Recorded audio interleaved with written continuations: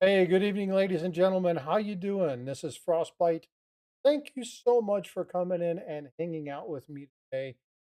Give you Hey, kind good of a evening, little ladies bit and of gentlemen. How you overview doing? This is Frostbyte. Thank you of what's so going much to for coming happen. in and hanging out with me today. Give you Hey, kind of good a evening, little ladies bit and of gentlemen. How you overview doing? This is Frostbyte.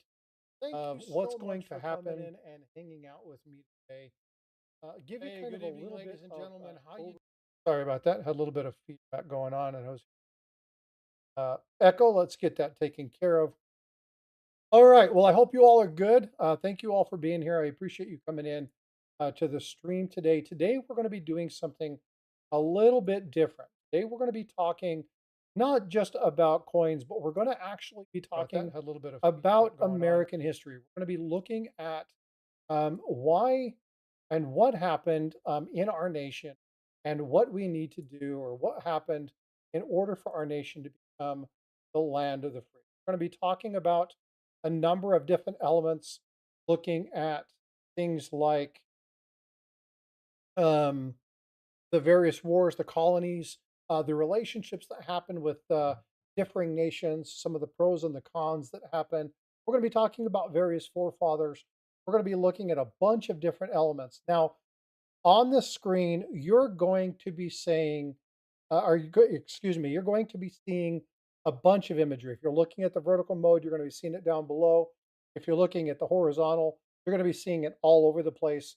And the purpose for this is to not tie in line directly with what's happening in the in discussion, Congress July 4th, but just, whoops, 1776. hold on, The unanimous whoops,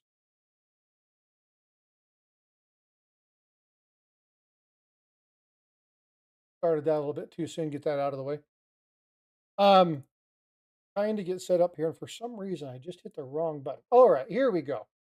Um, so there's going to be a ton of history, and I mean a ton of history.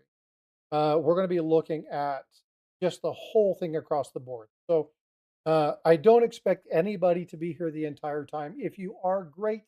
But if not, don't sweat it. Come in, come out, look at, listen to little pieces here and there. But I want you to do me a favor. I want you to hit the thumbs up button at least, like, share, do whatever. Yep, just like freaking awesome did. Thank you, freaking awesome. Definitely appreciate it. But what I really want you to do is while you watch this, if you have questions, ask your question. Now, I'm not necessarily going to be the person who's able to answer all of them. Um, what I've done is a lot of research to find information. I'm going to be bringing it and talking to you about the things that I've uncovered. If we want to dig deeper into something, we're going to do that. But what I want to do is I want to honor the fundamental foundation of who we are as a nation. If you like what you hear as we're going through this, and I don't expect you to be here the entire, but consider subscribing to the channel. I have a special thing today. If and we're 180 away, so it's a long way. It's a big goal. But if I can get to 6,000 subs, I've got a collector's piece, Scottsdale Mint. It is the Dragon Longshin. It's 2005. And I'm going to give that away along with a few silver coins. And that's if I can get to 6,000 subscribers tonight. So we're looking at 130 some odd subscribers. So if you do that, please, give me a thumbs up. Let you know. Thank you. If you're doing that in the vertical mode, I won't get notification. Um, when you do, please just say something like subscribe. I'll call you out. I'll say thank you. But what I am going to do, and this is something that I've been doing in every one, on this weekend streams, I'm going to pull all the subscribers' names and I'm going to throw them in the description of my Saturday and Sunday live stream so that you guys get acknowledged. That way you'll see your name and you'll be tagged in those videos. And that way you can understand that I do appreciate the subscriptions. All right, so let me go through and say hi to everybody. I am monitoring two streams, so if I miss you, I apologize. My intent is not that. Amy Harrell, good evening. Tiger Stacker, Frosty makes computer apes. How you doing, bud? Good to see you. FG Stacker, new subscriber. Vote for Pedro. What's up, buddy? Happy Independence Day. Thank you so much for being here. Jack Gallman from Marion, North Carolina is here. Let's see. Freaking Awesome is already shared. Thank you so much for doing that. Michael Stacking, they just came over from a raid. He just invited me up on his channel just a few minutes ago. So thank you so much for the opportunity to do that.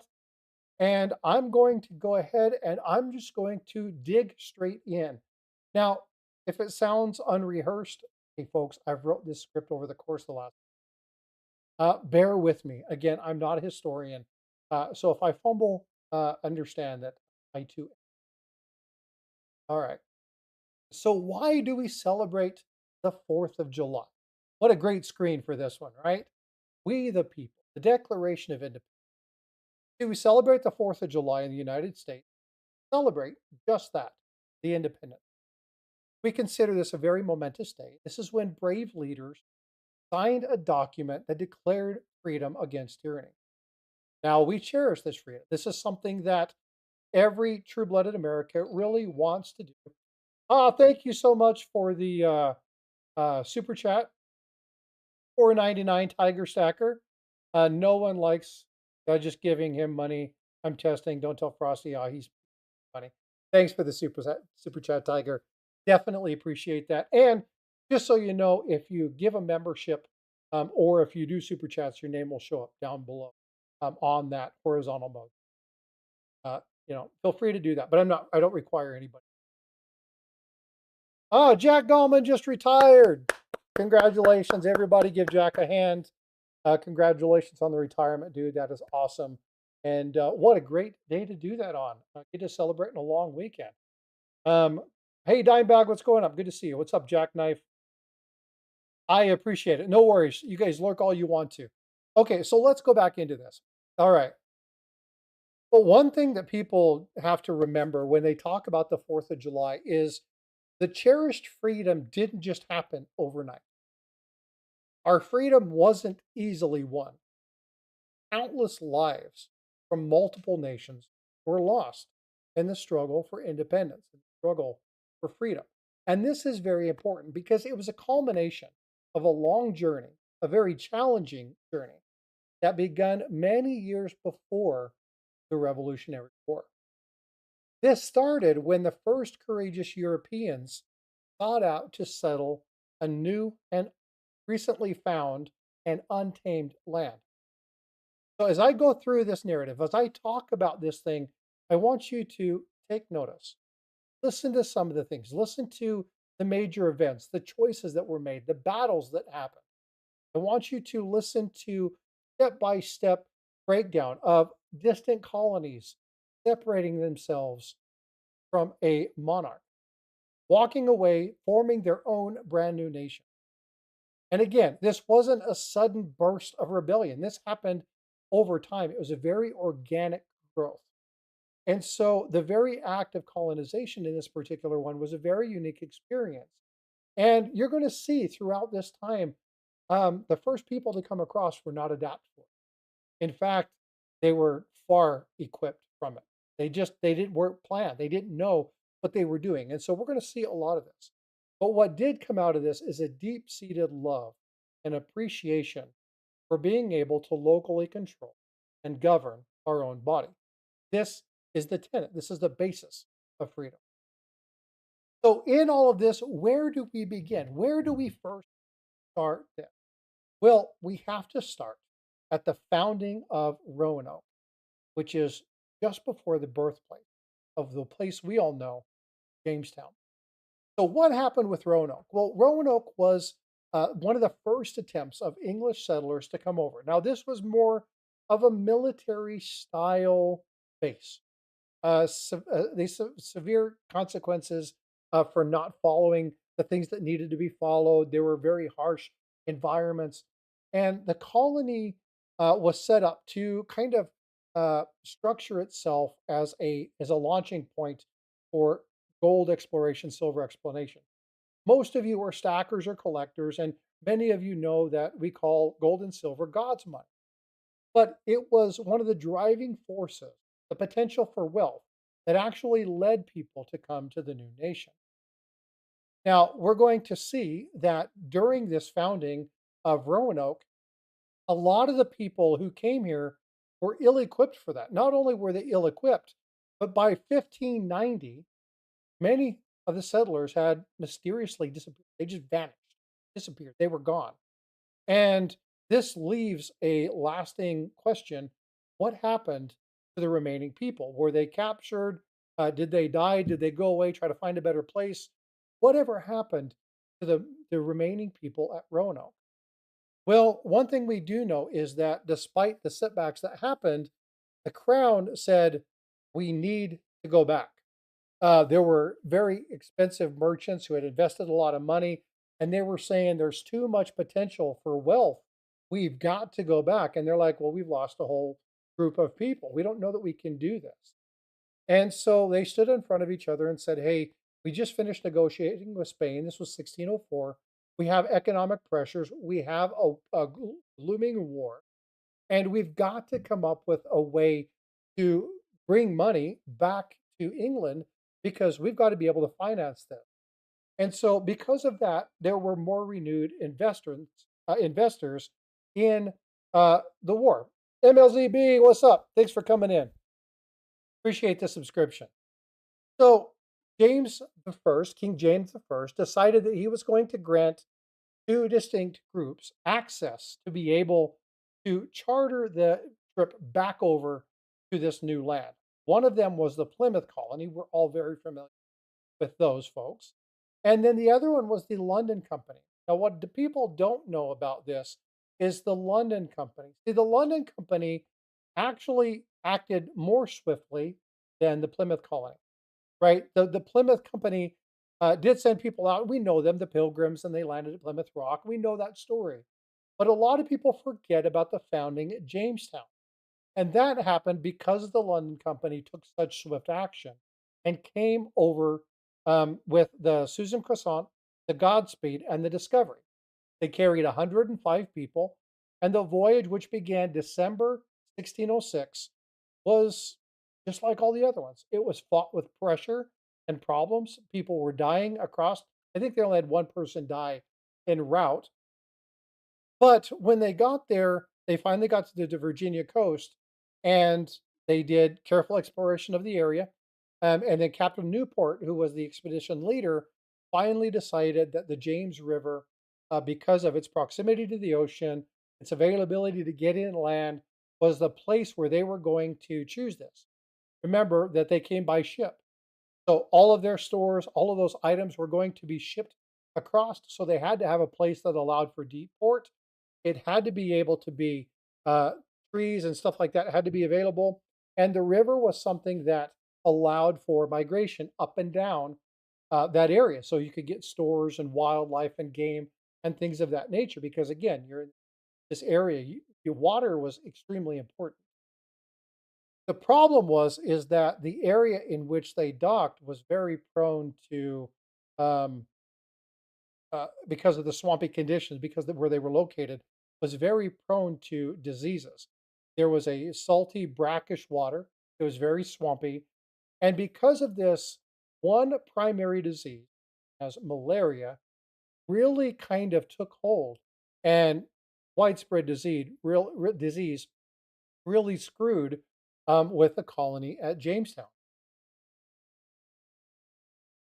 Now, we are talking about people that relied on a foreign country across the ocean. Sometimes it took weeks, if not months, to traverse that distance. God forbid that the ship carrying your stores would sink or would suffer a severe storm or have famine on board and they wouldn't make it, would have to turn around and go home. You were reliant upon stores. You were reliant upon those constant supplies. And because of that constant need, bad weather, sickness, and things like that made it very, very difficult for the colonies to grow. They also had issues because of the harsh winters that they had to face there and problem with the indigenous tribes that were in that area because negotiations didn't always handle well. They had problems in the early colonies. The other thing, and this is one of the things that is really important. Now, I'm not promoting this book. This is just something. that I do. And this is the book called The Lost Faith. And why do I have this? Well, because if you're ever in an SH situation, or you're ever in a place where you need to be able to learn how to do a fire, or ways that the old people lived without electricity, and knowing how to maintain and build your certain and build things and do shelters, and store meat, the importance of salt. We forget these things because we live in an environment where we don't have to do them every day. Why am I saying this? Well, because the people who came over were fairly upper class Englishmen. These were investors. They were unaccustomed to labor. They were unaccustomed to exploration. They were unaccustomed to medical needs. They were unaccustomed to um, the building of a tame of farming. They were building statue or uh, uh, protection, right? Defenses, fencing, understanding the wilderness environment, how to deal with sickness, how to deal with disease. These were upper um, echelon Englishmen. These were the wealthy, the elite, and they had no business coming over other than the fact that there was a promise of wealth, and everybody wanted to jump on that wealth train. Again, the premise for many people to come over was search for precious metals. Now, why is that important? Well, it's important because we have to remember why people were coming across, and we have to remember why people were looking at uh, coming to the new nation. And this was something that we have to look at those, right? We have to pay attention to those. All right, so let's go ahead and look at the next place. So when we look at the issues that happen and some of the problems, I talked about the relationships with the natives, and this is something that he's in the chat right now. Vote for Pedro and I were talking about when I was explaining to him that I was doing this. And one of those was the powerful Powhatan Confederacy. This was a strong Indian tribe of 14 Algonquian speaking Native Americans, Chief Powhatan, um, Powhatan, I always say that wrong, sorry. And there were a lot of discrepancies. There were a lot of initial conflicts with the natives. Number one, we were taking up their area. We were knocking down their forests. We were inadvertently crossing lands that had ceremonial content, and we were the new people in town, right? We were the ones who were coming in, and we were trying to take over the loud and or the land. I don't know why it's getting louder. Maybe it's because I moved my mic. And because of this, there were difficulties. But with that difficulty became a man who really tried to establish relationship. And one of those people was by the name of Captain John Smith. Now, a lot of people, Captain John Smith and what happened and how he played the critical role in engaging the Padawans for things like food survival, supplies, how to plant, growing things like maize, and really trying to grow the civilization and grow this powerful nation um, relationship, right, with the colonies. Because again, without those relationships, without that growing, we wouldn't have been able to um, we wouldn't have been able to survive. There's just no way we would have been able to make it through the very rough, starving times that were there. So the relationships with these folks were very, very important. It got so low that out of 1,700 colonists that originally came over, only about 351 actually survived this really tough starving time. It was some really bad weather. They had some famine that happened, some sickness that went through, and it just decimated the colony. But because of the relationships that had been done, they were able to survive the brutal winter. They had new people come over, added new supplies.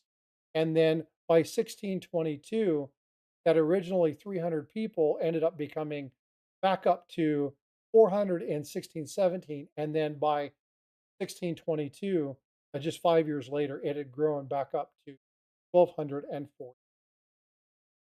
So you'll see that the relationships with the indigenous were very important for establishing these relationships and for growing the civilizations. Unfortunately, it's these relationships that we would ultimately use against them. And when we talk about any kind of history, when we talk about the growth of any kind of civilization, you're going to see not only the utilization of that indigenous, the exploitation of them at some point. Now, unfortunately, this is just a part of history. It's not an acceptable part, but we can't go back and change the things that happened. What we can do, we can acknowledge them, acknowledge that they were mistakes that were made, and try not to repeat in the future. Ultimately, that's what our nation is founded on.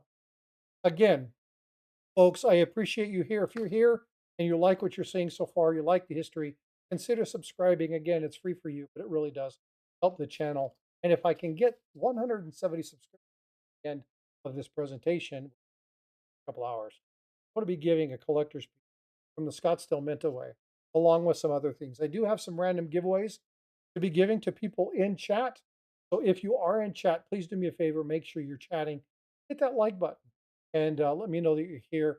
And if you're a brand new subscriber, one of my moderators, please write the word subscribed, and then we'll say thank you. And if you come across on the landscape side, I'll get notifications. I'll let you know. But I do appreciate all that you all do. So let's go check out what chat said. This did a video on imperialism and how America is killing control. You know what? We can talk about policies, but we're talking about independence now. Let's kind of keep on track, if you would, Neil. Thanks. The diseases they contracted. Yep, absolutely. But again, right now, I don't care if you guys have the conversation between yourselves. You want to share that? That's fine with me. I'm not going to be poo-pooing anybody. Just be respectful in the things that are being said. That's all I ask. Okay, that's really all I ask. Sherry Ward liked and chatted. Thank you so much for that, Sherry. Definitely appreciate you. All right, well, let's go ahead and talk about one of the first governing documents of the soon to be United States. And that happened with the Pilgrims. Now, again, we talked about the London company that came over. The second one that came over in this definitely delayed about a decade and a half. And this was 1620. And the document, I'm going to put this up into chat. Um, if you'll do me a favor, if anybody in chat can do the right answer, I'm going to give away a couple copper rounds. The copper rounds have been donated by Paula Bloom of Livecoin QA.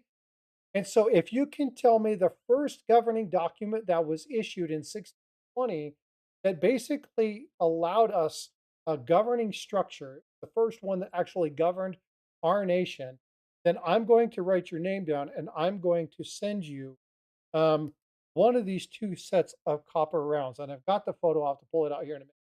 But they're really neat pieces. I've actually asked her to send me one because it was something that I wanted to have myself. Um, Anybody? 1620, distinct group of settlers came across and created what document? I'll give you guys just a second before I go on.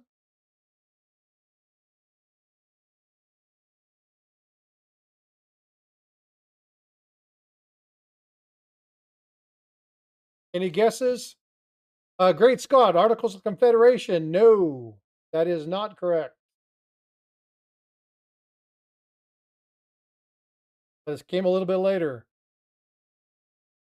Give you guys just a second longer. Yeah, that's way too late. We're talking 150 years too late. Nope, not the Declaration of Independence. 9 for 9 just super chatted 10 bucks. Dag nabbit, late feet applied. Thanks, 9 for 9. Appreciate that. I'm going to give you guys just a second longer. So far, I haven't got the correct answer. We're going to give you guys about 30 seconds. Stocking Surfer, what's up? Good to see you. All right. Great Scott. There you go. Mayflower Compact. The Mayflower Compact. I'm going to put Great Scott down.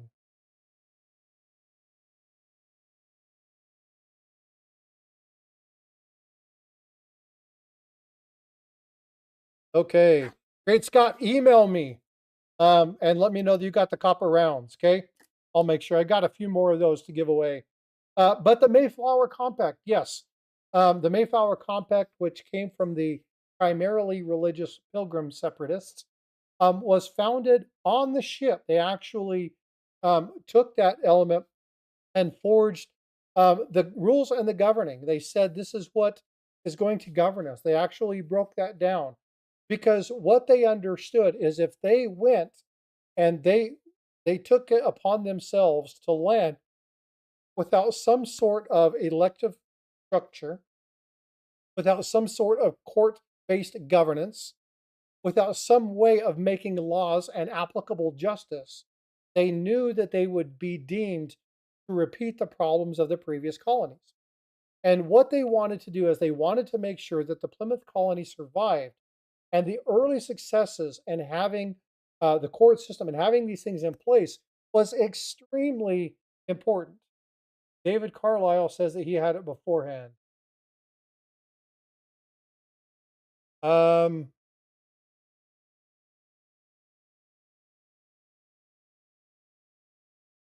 I'm looking. I don't see it. If it did, take a screen capture and email it to me. Yeah, I did see it. If you did say that, then do me a favor, screenshot it, send it to me, and I'll make that right. Um, but again, it was this early commitment to making sure that they succeeded, right? Having a self governance. Again, when you're looking at um, when you're looking at these things, when you're looking at the structure of our United States, one of the things is the self governance, and you're going to hear this in many of those things. You talk about the Articles of Confederation. We're going to talk about the items that were done in the First Continental Congress, right? Now, but when you look at these other things, you're going to be looking at um, Declaration of Independence and the self governance. You're going to be looking at the Constitution and being able to self governance. Anytime we've been successful as yes, here in the horizontal chat. Okay. Um, so I've got 2 chats, and I forgot I was running on 2 chats. I have one that's blended into both, but that's okay. Yeah, no worries. It's all good. Um, I will make sure I rectify that, so I appreciate that, David. Send me an email, and I'll make sure you get one too. Um, I got 2 different streams, so I'm watching them both, but I just didn't see it, so no worries. Yeah, so Sherry, I'm running in vertical and landscape mode. I'm doing that because there's some people that don't want to see this on a computer and they have it on their phone. It's way easier for them to watch it on their phone. Now you can turn it sideways, but you lose chat. So I stream in both. Um, yeah, but the thing is it really doesn't matter. You can see it in yours. That's all that matters. It's up to me. And it benefits the end user. That's what's important. So if it's confusing, I'm sorry, but that's just the way I do my. Um, so again, the Mayflower Compact, extremely important, extremely vital, and it was one of those things where without that self governance, the Plymouth colony wouldn't have been as successful as they were. Um, Now, what that also allowed, this vital element allowed, was for the Native Americans to understand the rules that governed them, right? And because of that, we were able to forge a peace treaty with the Wampanoag tribe led by Chief Massasoit. Now, this was an extremely important agreement, and this thing lasted over 50 years. Now, many of you growing up as kids, when you would talk about the Indians, heard the name Squanto. Now, this is a Paxuit Native American who previously was kidnapped by the English explorers, was then taken back and then came back over and was able to communicate back and forth. And it was this relationship, again, exploitation of one tribe to benefit us later on, right? We're going to see this throughout history. Unfortunately, it doesn't matter what civilization you're in, this is a common practice, but it does need to be acknowledged, right? There were some atrocities that happened through every nation, and these are just things that are going to have to be acknowledged. I don't want to delve on them, but I definitely want to make sure that they're acknowledged because, again, many people suffered for the independence, not just the people who fought for it. There were people who suffered needlessly. and we have to make sure that we protect and honor their legacy and their commitment to what they had to do. But it was this Paxswift native who actually was able to teach them skills, communicate with others, and ultimately led to what we know as the first Thanksgiving. Now, the first Thanksgiving wasn't celebrated like the first Thanksgiving. Obviously, it just happened. That would come way later on. It would be appointed by a president. But again, it's one of those things. Oh no, no, no, no. Nobody's blocked. Um, I have that open. I can promise you that. Nobody's blocked. Unless somebody just did that. But yeah, nobody's blocked on mine. Um, the other thing that it was very important for is the economic maintenance of the Plymouth colony. It was the one where, because they were more commonplace people, they had a better structure, they had a better setup, they were able to sustain farming. And the lessons learned from the Padawans helped them to establish a subsistent agricultural structure. And they were also able to look at things of how do we disseminate and how do we lay out our labor? How do we choose people for certain roles? And because of this, there was a structure, and this structure ended up becoming very, very important. In fact, it was this structure and this governance body that would be picked up by many other settling colonies afterwards, and that allowed for great success across that eastern seaboard during this time frame. But as stated all through the 1600s and into the 1700s, more and more colonies were established. But that just meant that there were going to be more and more encounters, there were going to be more and more conflicts, and more problems when it comes to expansion and growth. And it's because of this, the dispersed settlements, the gaps in between, that we needed to find ways to prevent the escalation of the tensions between the notable tribes. One of the first ones that happened in 1636 was a conflict with the Pequot, and this was the King Philip's War. Now, this also happened um, 40 years apart. So the first one was 1636, and then the next one was 1675. But these two highlighted the frustration of the natives against the constant belittling and disputes over territories. And these particular ones are frequently used by ways or by people who would say, "Well, look at what the look at what the indigenous population did. Look at these atrocities," but they forget about the things that had happened ahead of times. And so there were some really brutal um, realities for the colonists during this time frame, and unfortunately, there were some atrocities that happened on both ends. But because of this, we really needed to force, and here's a famous person for you, see if you can, that is. Um, but because of this, Jamestown and Plymouth colonies had to set some stuff up. They had to advance themselves. They had to find ways to really get its footing and maintain that relationship, maintain that growth. And that Mayflower Compact, again, being utilized where the elected officials were there, actually allowed what they call the paradox of colonial successes to external conflicts. Because what the Mayflower Compact eventually led into was the recognition that, you know what, even though the the colonists were from England, they were still loyal to this. There were problems that were being developed as more and more goods were being sent over, as things like taxation, as the war in England increased. We started to identify that, well, we're not actually given the same rights. In fact, we weren't even being held to the same laws. We were having things that were being given that were killing us. And we were having crops like tobacco. Tobacco cultivation was extremely profitable in Virginia. And the crown was coming in and they were trying to take this from us. They were trying to say, well, hey, you're part of our you know breakout. You're part of our structure, and you need to pay us dividends on what you make. Well, obviously, this was really tough on the Plymouth colony because they were thriving on this. They were doing very well. And the British came in and said, "Hey, you owe us money." Well, like, well, hold on. We're struggling. We need money to buy supplies, and now you're wanting to take this away from us. And because of that, we're running into problems with being able to maintain and survive, and we don't want to do that. We don't want to go through what's happening right now because we just don't agree with it. This caused additional tensions between the British Crown and um, the sorry, I'm trying to reach out. I got distracted between the British Crown and the colonists.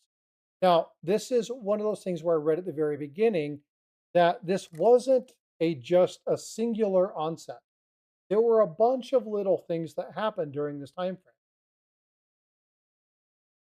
So let's go from this war. Let's talk about the atrocities that happened. But let's break into we'll kind of advance about 70 or 80 years, and we'll start talking about how this started to afflict conflicts. And the first one that I really want to break into is I really and marshes, I don't like tea anyways. Well, the problem was is that they were all British, right? They love their tea. Um, but tea wasn't just um, something to drink. There were cultural normatives that had to be met. There were socialite value structure and systems about having tea time. It was a thing to refresh yourself. It was something to sit down and have at breakfast and have that conversation. It was a time to separate from the busy workings of the day. And again, it was just important for people. So not only was it a beverage, it was also a very important social norm. And again, you'll see this throughout history. Social normatives are extremely uh, important when we're looking at um, conduct and social structure and things of that nature. All right, so let's go look at some of the issues we faced when it comes to the crown and pushing the desire for money and stuff like that. Again, folks, if you're new here and you're trying to figure out what this is about, this is a special session that we're doing for the 4th of July. We're talking about the histories, how we became a nation, some of the problems that we had. If you like what you see, we do a lot of history, we do a lot of coins, a lot of silver gold stacking, a lot of collaborations, and have a lot of amazing people up on panels. Please consider subscribing, hit that like, say something in chat, say hi. And I'm going to be giving something away again here in a little while as we get to the going to get a little bit more in depth into the war aspects of what we've suffered during this time frame. One of the major ones that I want to talk about was the French and Indian War. Now, the French and Indian War, we were 1680s, and now we're up into the 1750s. Why the major jump? Well, again, the nation didn't just all of a sudden decide it wanted to be free. There were a lot of things that were happening. And one of the things that was happening is the French, the Spanish, and the English vie for power. And because of this constant battle, there were always relationships and discussions between things like the French and the English, the French and the Spanish. There were conglomerations that were created. There were agreements that were agreed because when one got too strong, then the other two wanted to quell that. And then the other one built up, and then the other two wanted to quell that. Well, one of the problems that we faced during this time frame was the French. And the French were at battle with each other, as well as with the English. And during this time frame, British and French colonists in North America, along with their allies, were really trying to stave off the British coming in and saying, "Hey, we want money," and the Catholic Church coming in and saying, "Hey, we don't want the new France. We want a subordinate body." The English Church was coming in and saying, "Hey, we want a subordinate body. We want these people." to do this, and they were trying to tap into a very lucrative fur trade. Now, from those of you up in Canada, you know that during this time frame, this was a very tumultuous time frame. The fur trade was huge. There was a lot of money in it.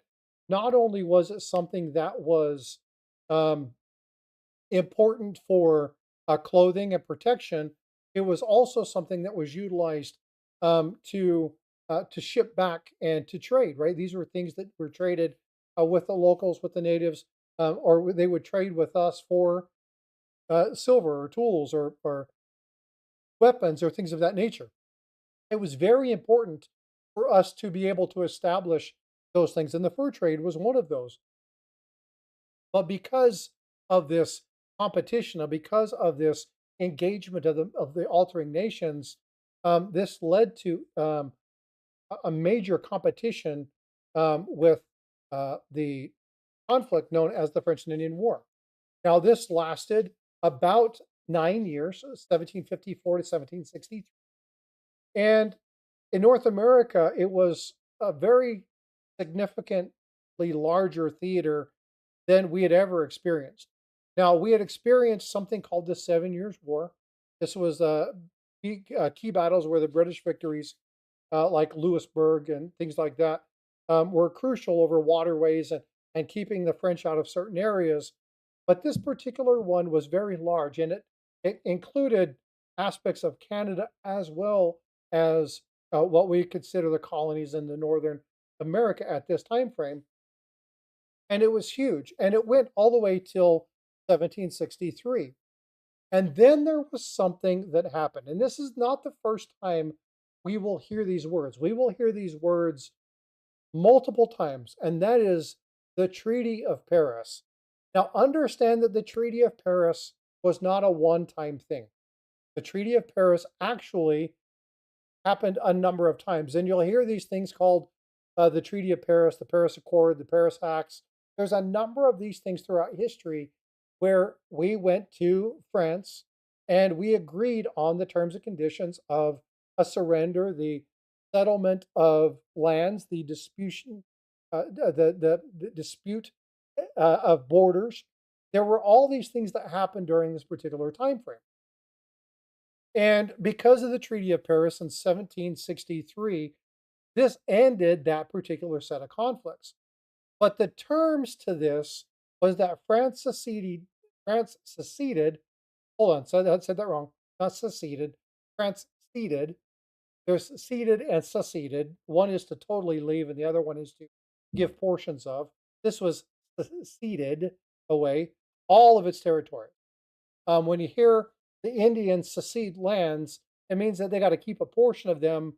When you talk about ceding lands or ceded lands, it means they had to give everything up. So I mix those up every once in a while. So bear with me. I apologize. But it had to cede all of its territories in North America to Britain. Now, this was huge for the British. But what it also did is it alienated us from treaties and the French that we would trade through, right? It alienated those people that helped us establish some of these relationships.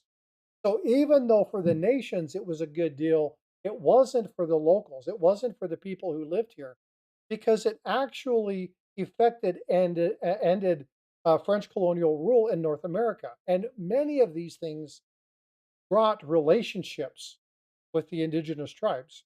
And if you've watched, movies throughout history, you'll see that the French were had great relationships, especially up in Canada, and we needed many of those relationships to get some of those goods. And because of this, that basically eliminated that from us, and it caused some serious hardship. But what it did is it gave the benefit of Britain to establish basically dominant colonial power. And it was this dominant colonial power that would relieve the initial stresses of um, the angst of the king of England. Now we have control. Now we can start doing these other things. But it relived some of those grievances that we talked about from the hundreds. What were those? Well, after that French and Indian War, because they were the American colonists and they were now under British military protection, they should be required to pay for the costs. And again, this was one of the first tariffs, one of the first transactions where Britain said, well, now that we've won, you owe us protection money, right? This is kind of like, the Goodfellas, right? Hey, you're going to pay us protection, right? So this was Big Brother saying, hey, you owe us money for being there. We're not going to govern you as a sovereign state. We're not going to do this as a sovereign place. You just owe us protection. Oh, by the way, you don't get any of the benefits of being an English citizen because you've separated from us, but you're under the control and all the requirements from a monetary standpoint. And this really upset a lot of people. Because what happened is this allowed for large standing armies to be present inside our the not well not United States then, but the colonies.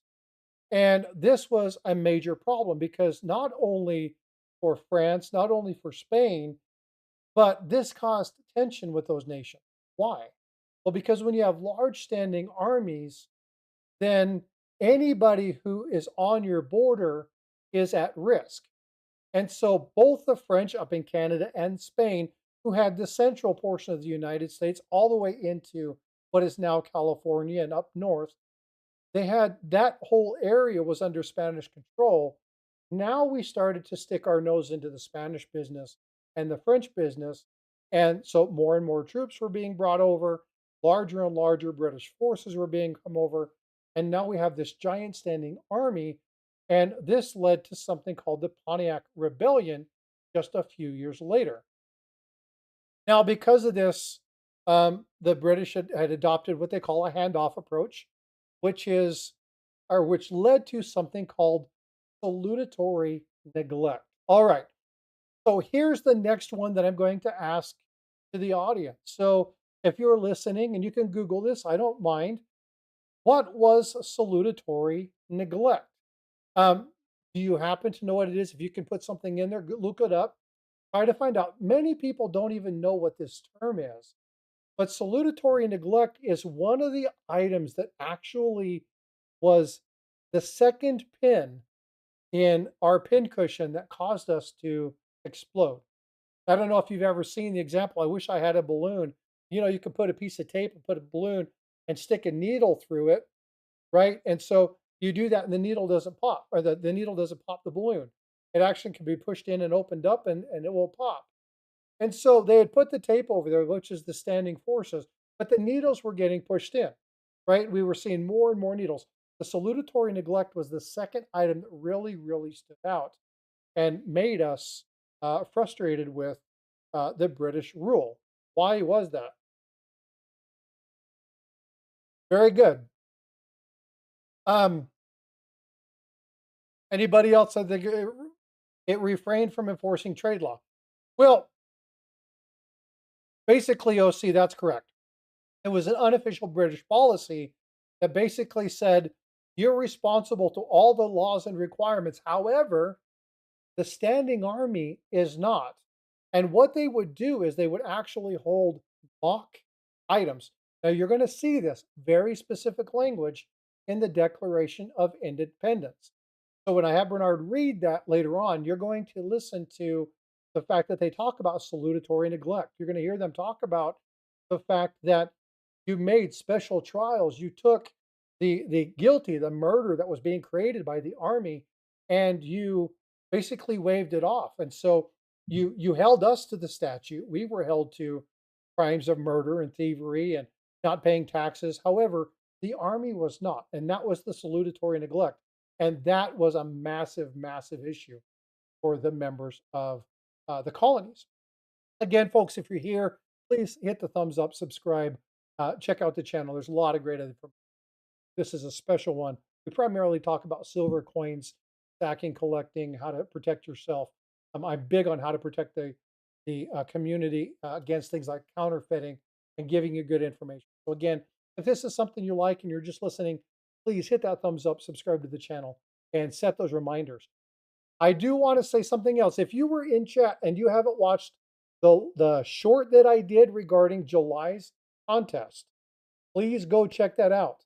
All you've got to do is watch that video, make an assessment. Do you think it's real or do you not?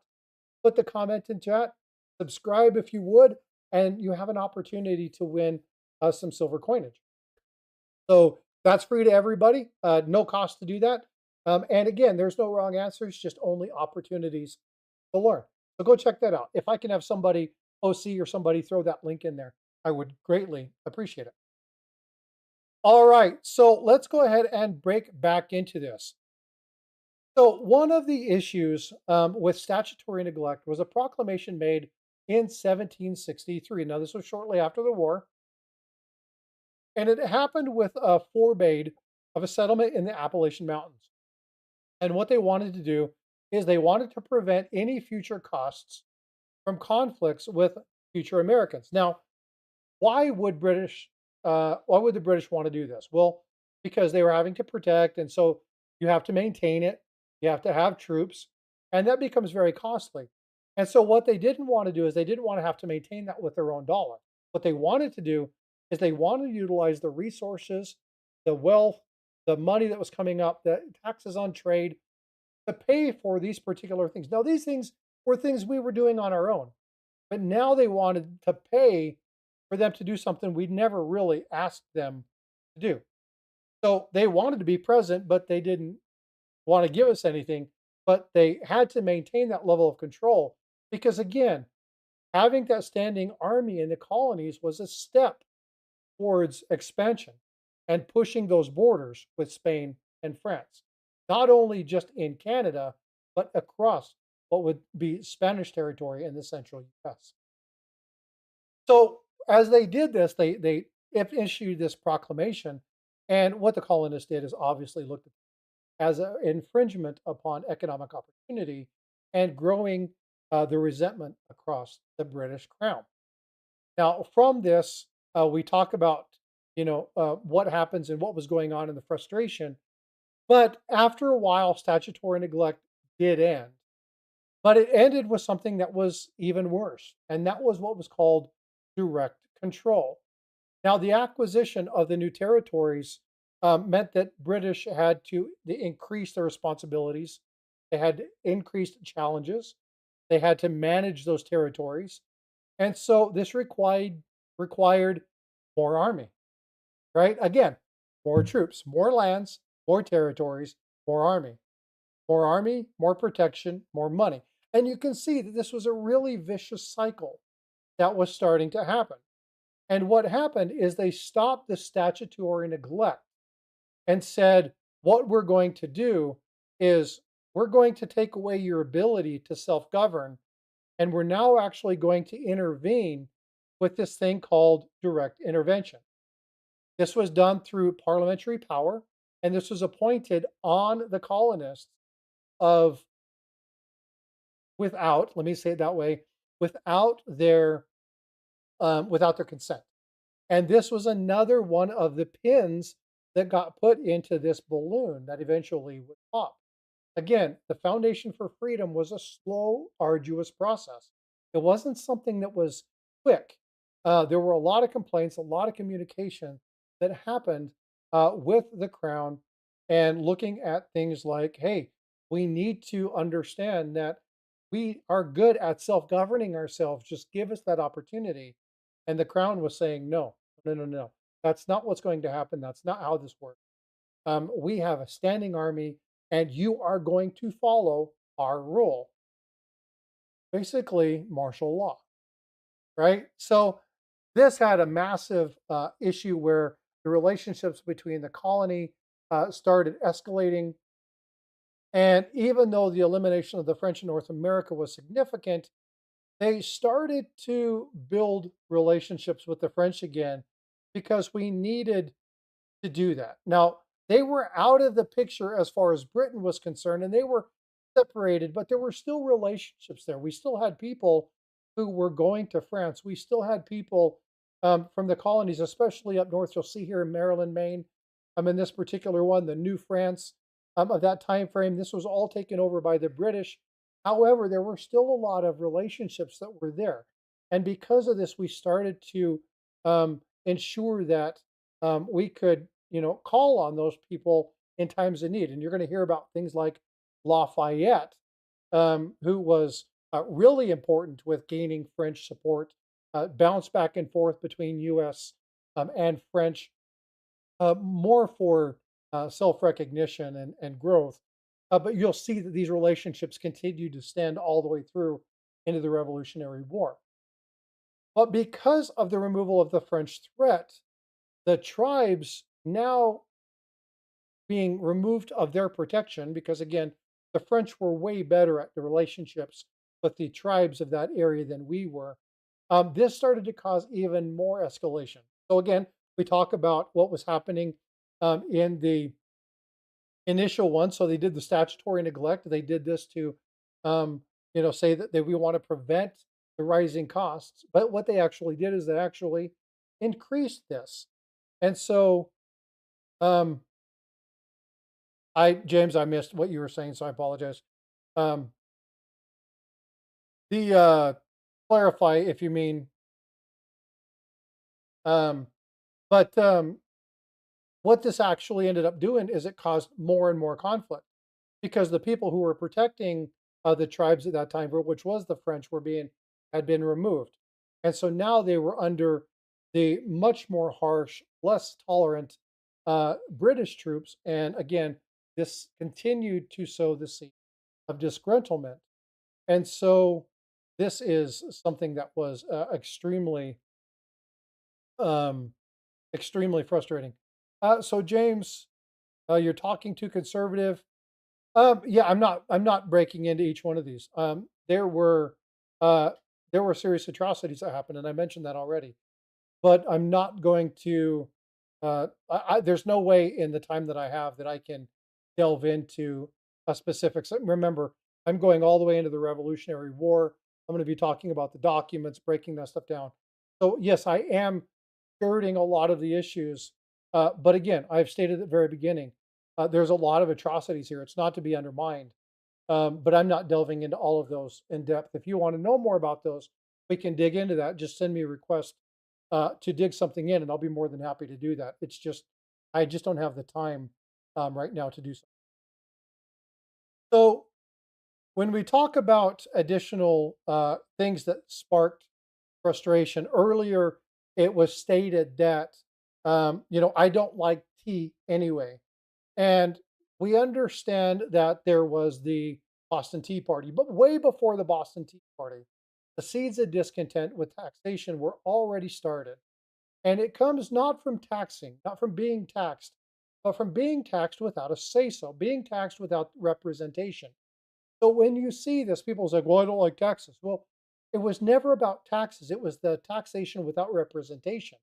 It was about not being able to have input from what we were doing and how things were taxed and unfair tax practices and taxing those things that were vital to our growth, things that were stifling.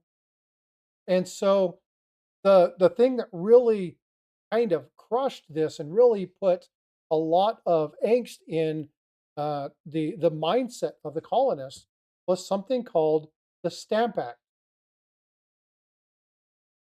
Now, the Stamp Act happened in 1765 on March 22nd, and this is when the British Parliament passed a law, and it lit the fire under the colonists.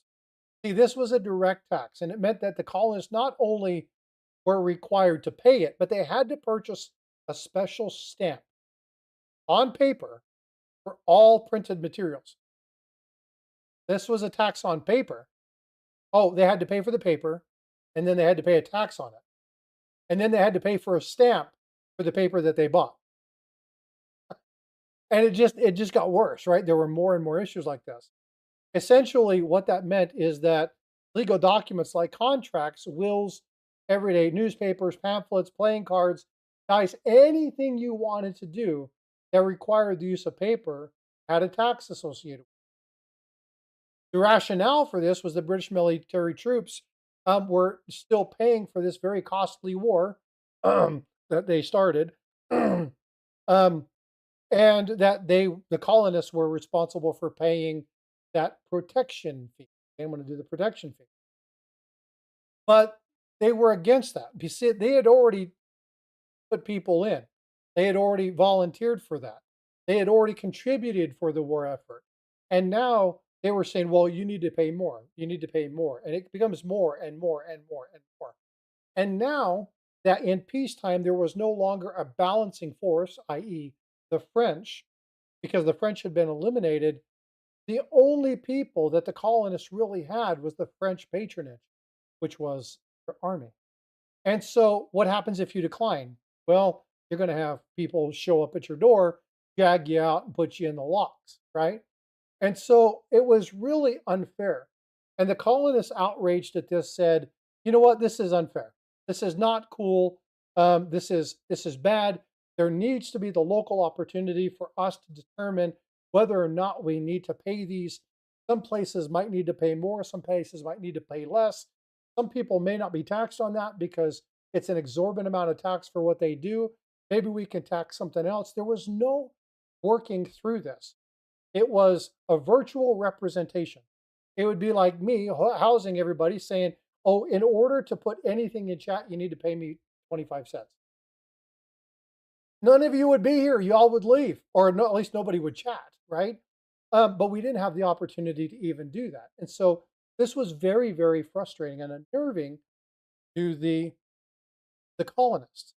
It was the taxation without representation that they believed that only our own elected officials, only our own elected assemblies, the people that govern us should be the ones to implement and impose taxes. They weren't against paying taxes, but we needed to be able to say, hey, this is something that we should be able to do. This is something that we locally should have control over. And then from that, we can pay quote unquote homage to the British Crown for protection. They weren't against paying, they weren't against helping, but they wanted to do it with representation.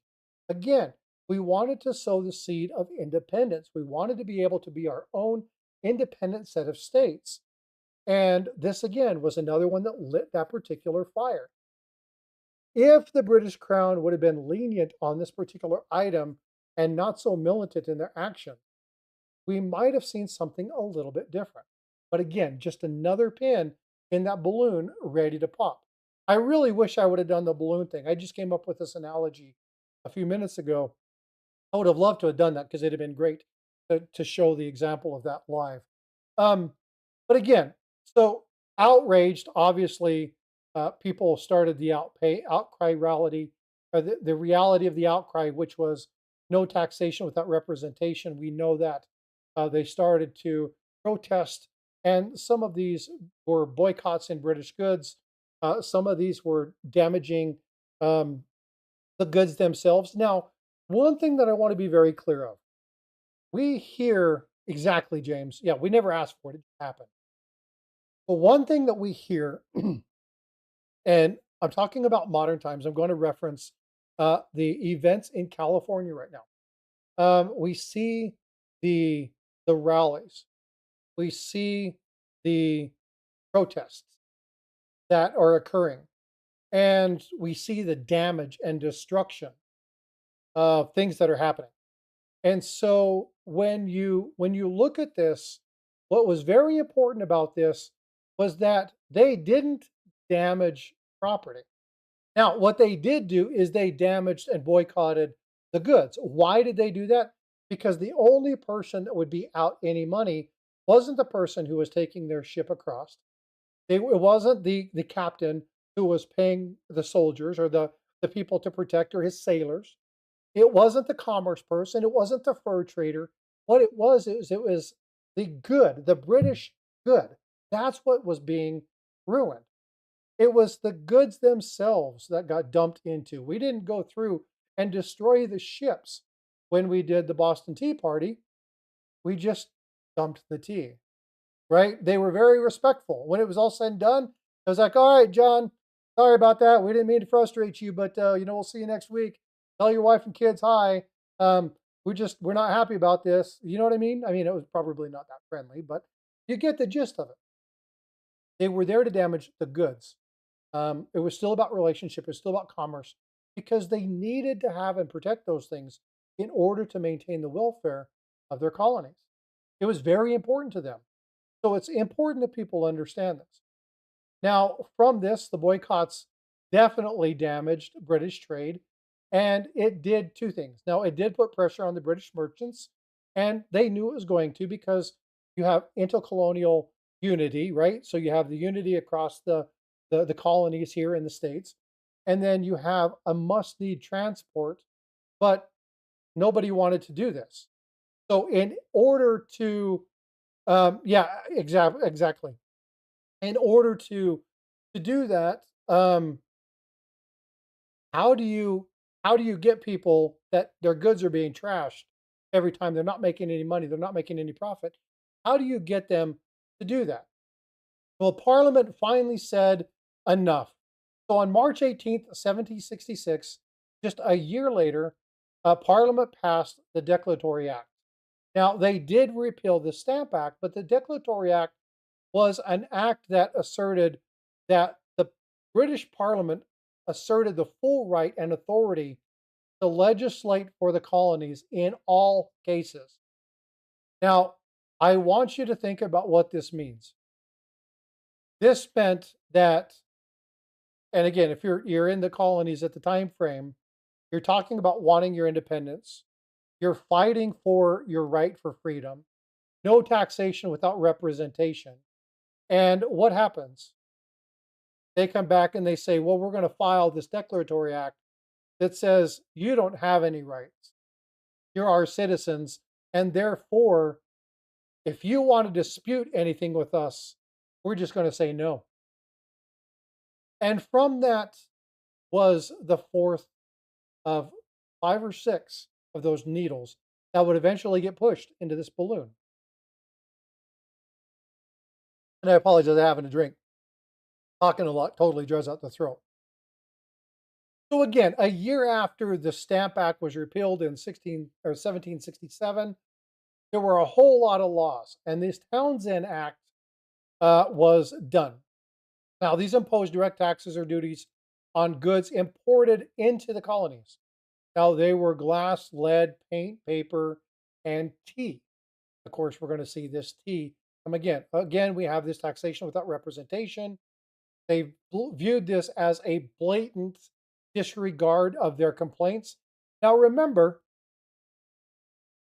hold on. Whoa, whoa, whoa, whoa, whoa. Just a second. Eureka passed? Are you kidding me?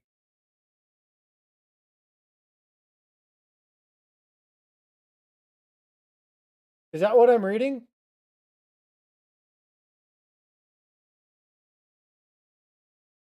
Sorry, folks. I don't mean to interject. Starika was a member of the community.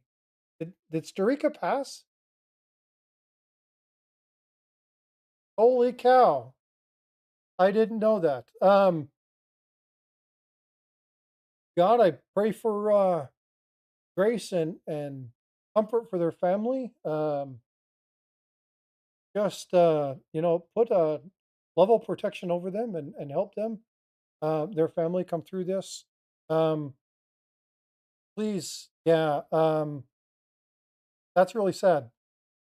Thanks for letting us know, but that's very unfortunate. Good, solid member of the community.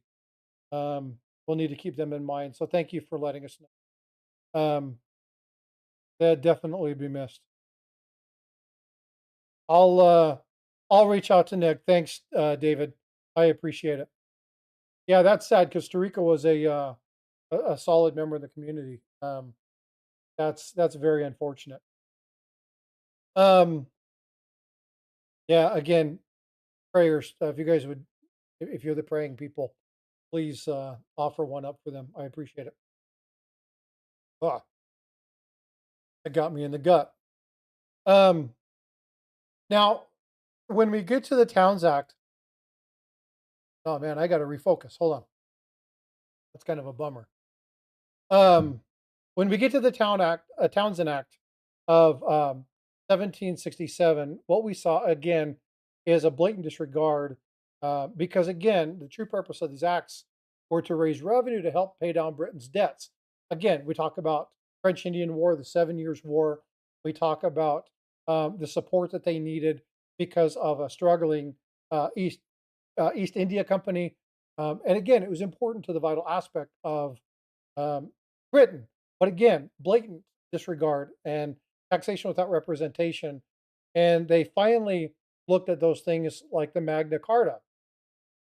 And again, you had to look at the custom powers by the officers that were produced here, where you look at the writs of assistance. And this was general search warrants that allowed for the military members to come in and look for private goods. And so when you look at some of these items, it was one of those things where, again, it just became a more oppressive state. It became more of a thumb in your face kind of just total degradation of our desire to be free. And because of this, we really started to see uh, a shift from generalized frustration to what they call indignation. And this was very rapid. There were a lot of writings that happened.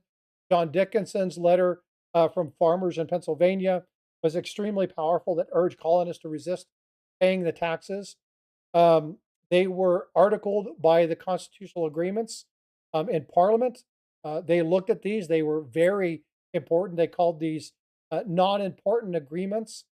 And again, merchants in major port cities like New York and Boston really tried to spearhead suspending all imports to the New World. And so this was really trying to put pressure on the economic uh, merchants and the British manufacturers to say, hey, you need to join alongside of us and speak up. Because again, if you don't, your wares are not going to be sold here.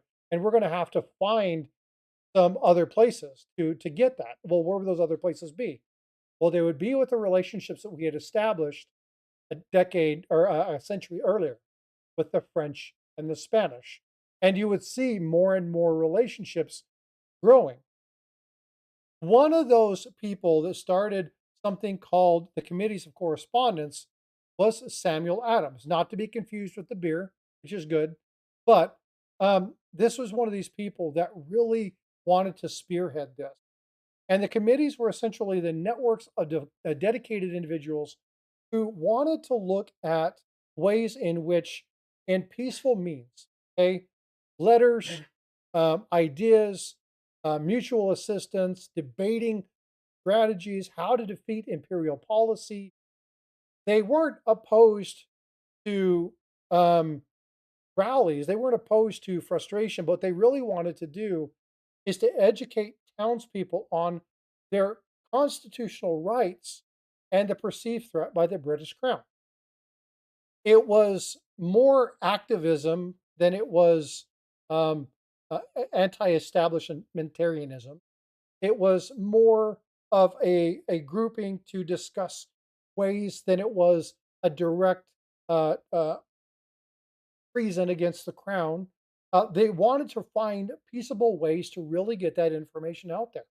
And this led to some real harsh language and word all the way through the 1700s.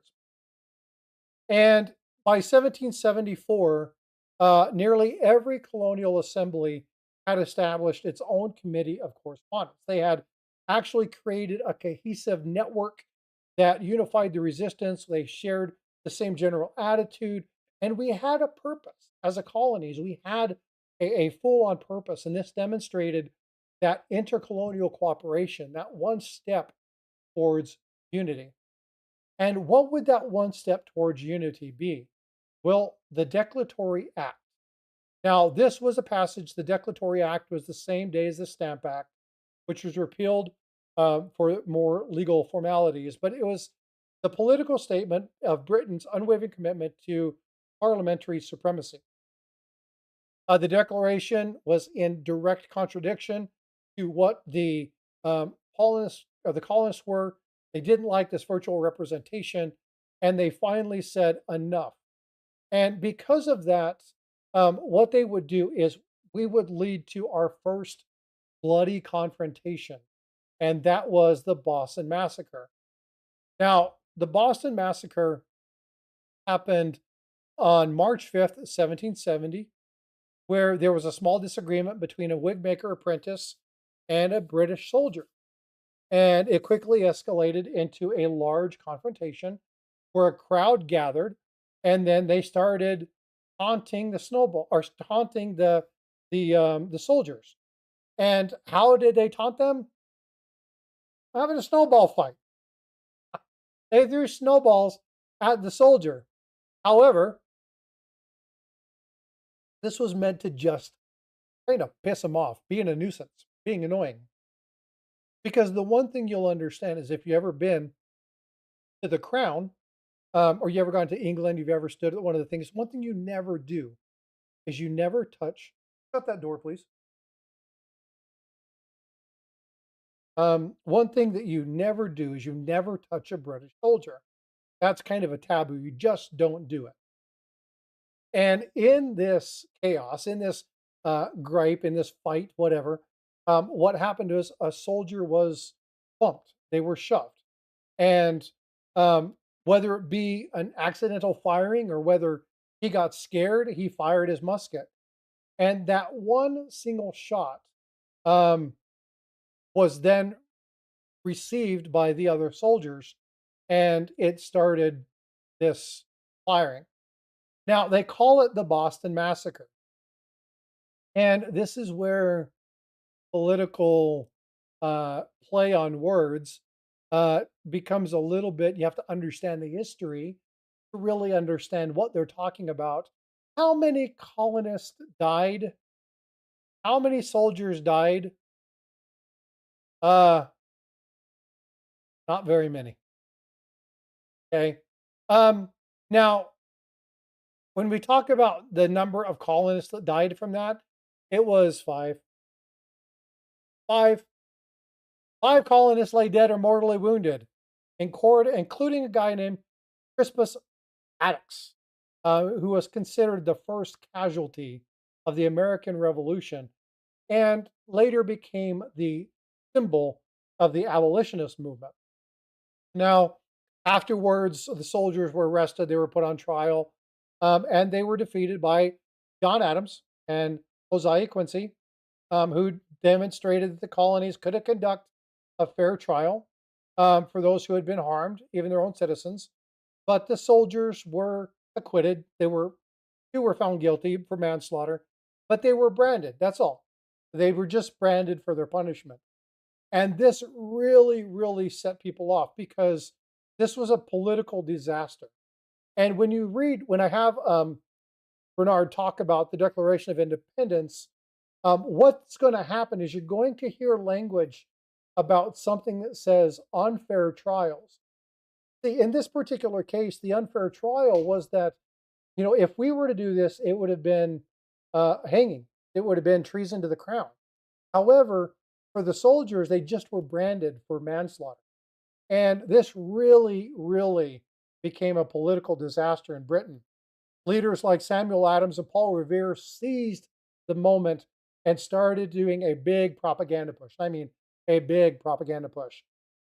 The famous Paul Revere created an influential engraving um, that depicted British soldiers as an organized firing squad attacking the innocent. And this is where propaganda, I mean, it's not the first time it happened, nor will it be the last. Propaganda is a tool of war. Anybody who thinks that propaganda was only, used a few times doesn't understand war. Propaganda on both sides is something that is frequently used. Um, but what they did is after he created this, the Bostonians looked at this and said, "Oh my God, we need to get organized. This is chaotic." Um, it was distributed. They got public anger. I mean, the public was outraged at this, and radical groups like the Sons of Liberty were established and galvanized during this time frame. Matter of fact, the Sons of Liberty still exist, right? You still see chapters of them. Um, as you see these slides and these images go through, you'll actually see pictures of the Sons of Liberty in this slideshow. Now, the Boston Massacres serve as a bloody symbol of British oppression. And again, this led to what everybody knows as kind of the one major event, which was 1773. Now, 1773 was 100 years, actually 200 years from the year I was born. And I love understanding the things that happened in 1783 and 1773, 1873, 1973. You know, most of us they collect coins. We do stuff like that because we like coins that were 100, 200 years when the year we were born in. It was one of the things that got me into coin collecting. And so the Boston Tea Party and the Tea Act was something that really surprised me. After they did all this stuff, after this massive political blow up, they would do the Boston Tea Party. And again, you're looking at the boycotts and stuff that had happened. But in 1773, again, you have the Tea Act and we have this Boston Tea Party.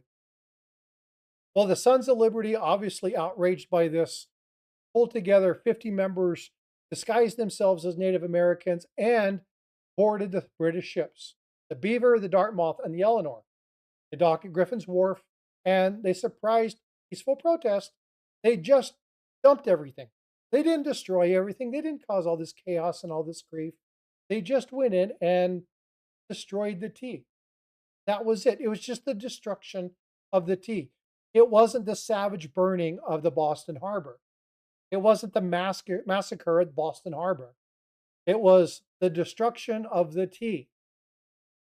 And so when we look at the stuff that happened, the original Nestea plunge, yeah, exactly, Pedro. When we look at this situation again, it's important to remember that even our quote unquote extremist group, the Sons of Liberty, during this time frame, were peaceful. We weren't there to cause. We didn't want to cause war. We didn't want to cause battle. We didn't want to get shot. We just wanted to make sure that they understood that we were disgruntled, we were upset, we were angry. And because of this, we destroyed the product, not just, or not the property. All right. So we do the Boston Tea Party, we do all of this stuff, and then we have this escalation into full on war. Now, this period, after all the presentations and the attempts for diplomatic uh, discussions and economic means and peaceful authorities and discussions and these rebellions just didn't just didn't work. And so open warfare started.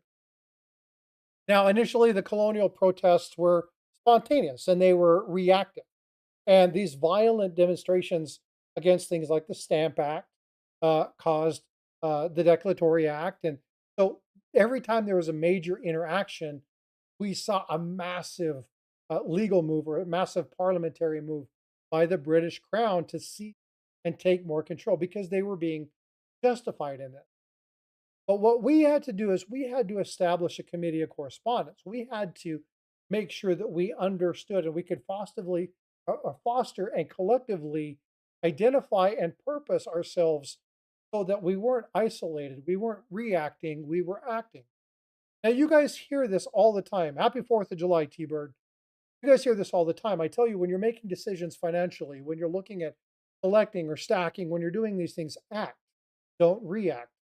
Take time, look at the market, see what your goal is, do a budget, figure out where you're at, make a determination, make a decision. That keeps the emotional piece out of it, right? And for a long time, they tried to do that. But as the conflict started to arise, it became reactionary. It became, hey, 949, I appreciate you, brother. Thanks for the super chat. Thanks for coming in, all the support, the memberships the other day. I definitely appreciate you. Right now, you're king of the hill. You're the king boss on the screen. So hopefully that stays for a little bit. Take care, brother. Love you and happy 4th of July. All right. So as we dig in, as we kind of look at some of those things, we look at the Boston Tea Party, we look at the Boston Massacre, we look at where some of these things were happening. They were happening in the harbors. They were happening where we had interaction with these people. And during this time frame, we had something called the Intolerable Acts. Now, this was obviously designed to crush resistance and stuff like that, but all that did was create the grievance, create the disgruntlement through this. And again, we go from these time frames where we go from kind of peaceful demonstration. Now we start seeing more radical colonial response. And it's this radical colonial response that was one of the final pins that goes in because they pushed and pushed and pushed and pushed. Now, don't get me wrong, there were atrocities that happened on each side.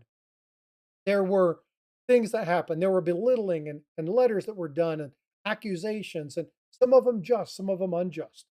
Some of it we just wanted the opportunity to be free.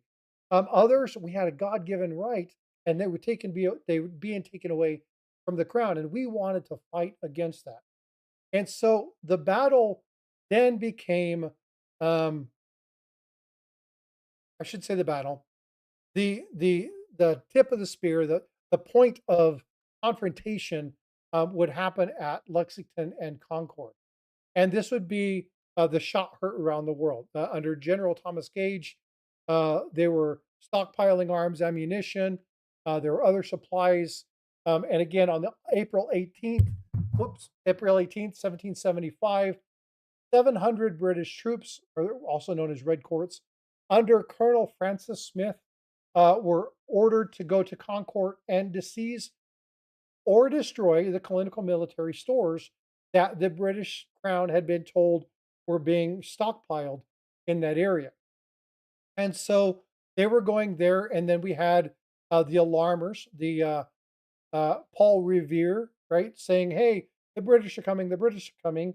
And then on April 19th, 1775, the two confronted themselves on Village Green. There was a standoff that was there, and then somebody, and to this day, nobody knows exactly from whence it was fired, but a single shot was fired. And that was the shot that heard around the world because this quickly turned into a 20-minute fight. Didn't last very long, but it was the undeniable beginning of the armed conflict of the American Revolutionary War. And from this, again, you'll see that 73 British were killed, 173 wounded, 26 were missing, 93 Americans died in this.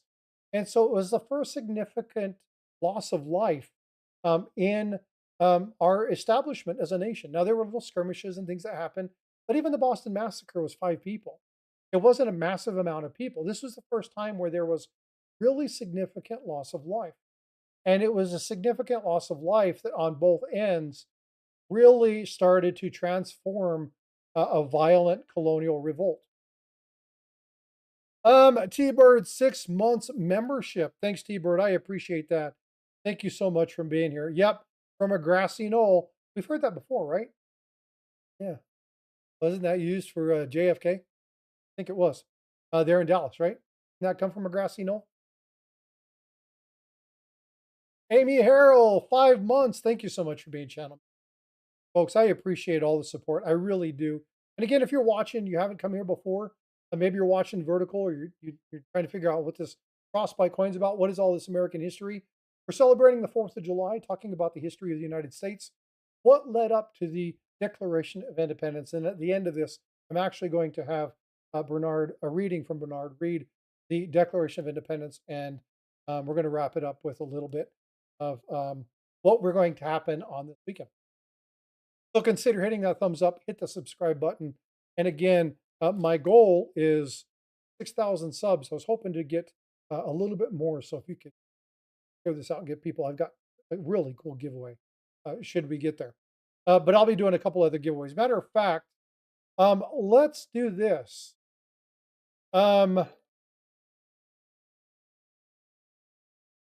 Michael Stacking, 16 months, almost OG. Thank you, Michael Stacking. Michael is one of those people who's he just had me on not too long ago on his stream, called me and said, "Hey, come on up." And yeah, I got to chat for a little bit. Let's talk about we talked about the First Continental Congress earlier. Great Scott talked about the Articles of the Confederation. But the Second Continental Congress convened in Philadelphia for another giveaway of two silver rounds that have freedom and then the American bald eagle on them. What year at Lexington Concord did the, or excuse me, yeah, what date did the second try this again. What date did the Second Continental Congress convene in Philadelphia? And again, um, only one winner per channel, please. What's up, MLZ? Cash B, Cash Money, what's up? Good to see you. Are you looking for silver? What's up? Good to see you. Happy Independence Day, everybody. What's up, Jenny? Curtis, good to see you. How you doing? Thanks everybody for raiding me. Make sure you're smashing that thumbs up on your way in. So the question is, Second Continental Congress convened in Philadelphia. What was the date? Um, the date is going to be given away. Second Continental Congress, folks. Second Continental Congress. Just weeks after the bloodshed at Lexington and Concord.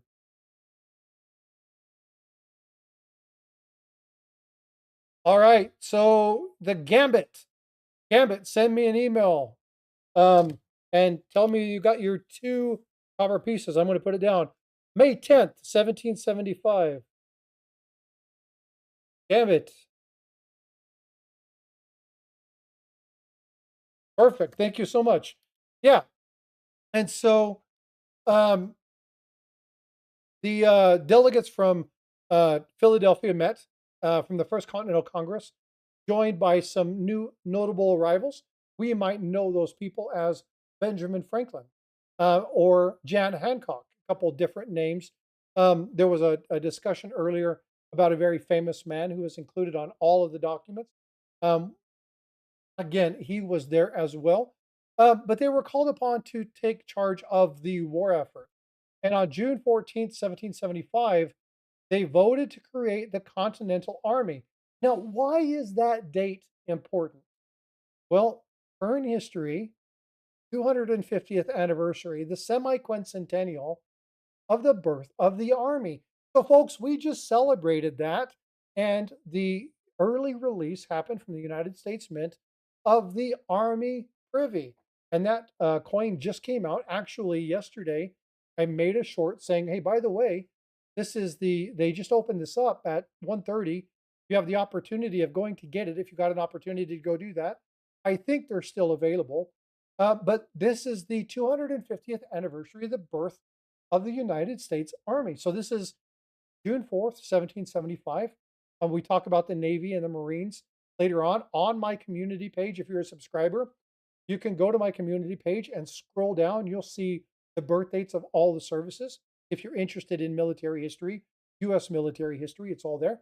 Go check that out. It's a free resource to you. And again, if you like it, subscribe, do whatever you can to support the channel. I definitely appreciate it. All right.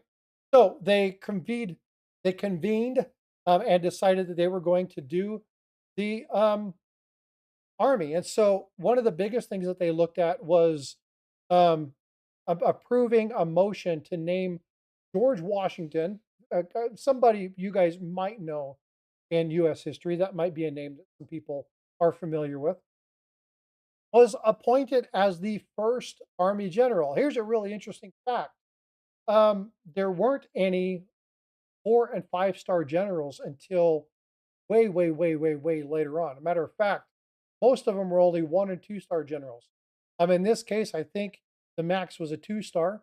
It wasn't until a later war where we had 3 star, and then in fourth we had World War I, I believe, was 4 star, and then the 5 star was alleviated or created in World War II, and I think we had three 5 star generals during that time frame. But we have five total 5 star generals, if I'm not mistaken. Um, just again, another piece of trivia, another piece of history for you. They also arrived, the ambassadors in the war effort. And this is one of the first times that you see the ambassadors who actually went to these. One of these being John Dickinson, John Jay. John Adams, Thomas Jefferson.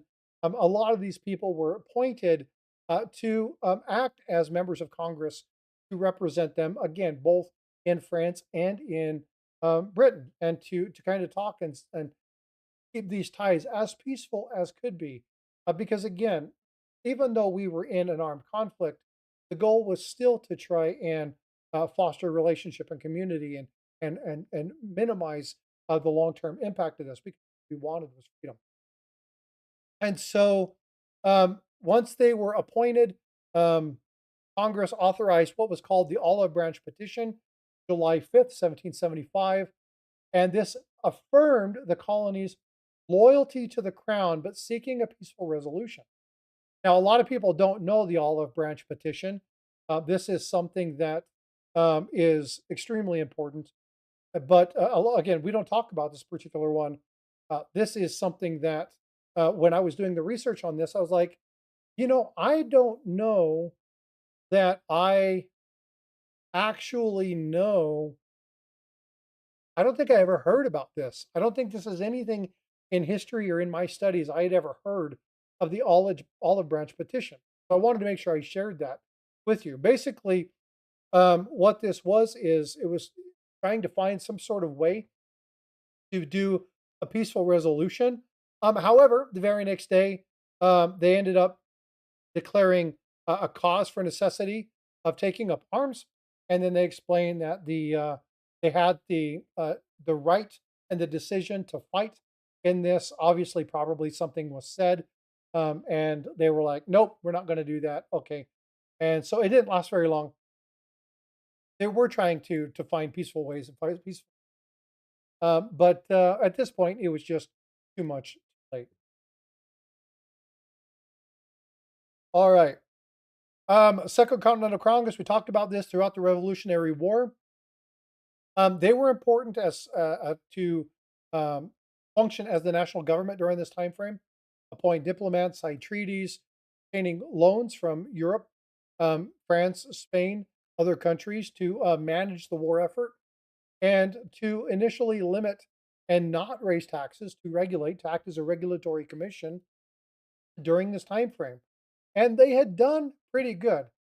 And again, as we go through this, there were a lot of battles. We look at some of the battles where we had great leads, but some very costly ones. One of the costly ones was a very costly British victory that happened, the Battle of Bunker Hill.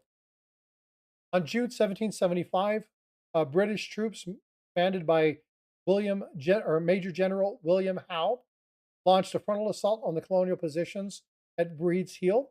Despite the battle being named after Bunker Hill, the colonial forces, numbering around 2,400, were outnumbered by the 3,000 British soldiers, and they launched two detrimental front attacks that were repelled. However, it inflicted mass casualties. And because of this, they were instructed to lead their troops, or they instructed their troops to hold fire until the British were very, very, very close. And this is where we get the saying, don't fire until you see the whites of their eyes. However, what they didn't pay attention to was the shortage of ammunition. And this actually caused them to underestimate their uh, ammunition, overestimate their defensive position. And on the third assault, they were forced to retreat because the British technically had won the battle because they captured that colonial position. But it was an extremely high price. They faced over 1,000 casualties of 2,400 that were there, and the British only lost around 450. I have that backwards.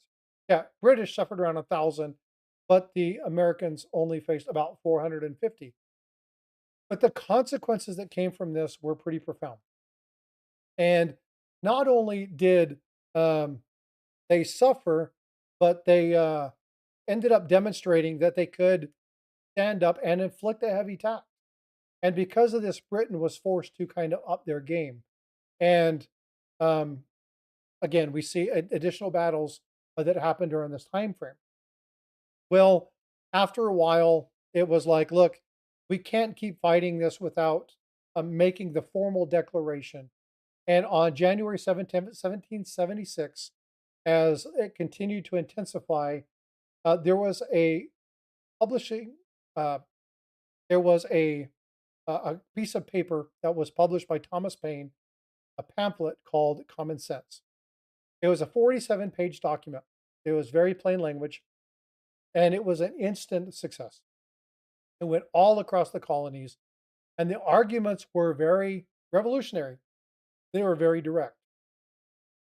Basically, he said the idea of a monarchy and the ridiculing of the hierarchy of rule, of which one man's worth is more than a society, believed to be in the sight of God, the crowns are ruffians, the most that have ever lived.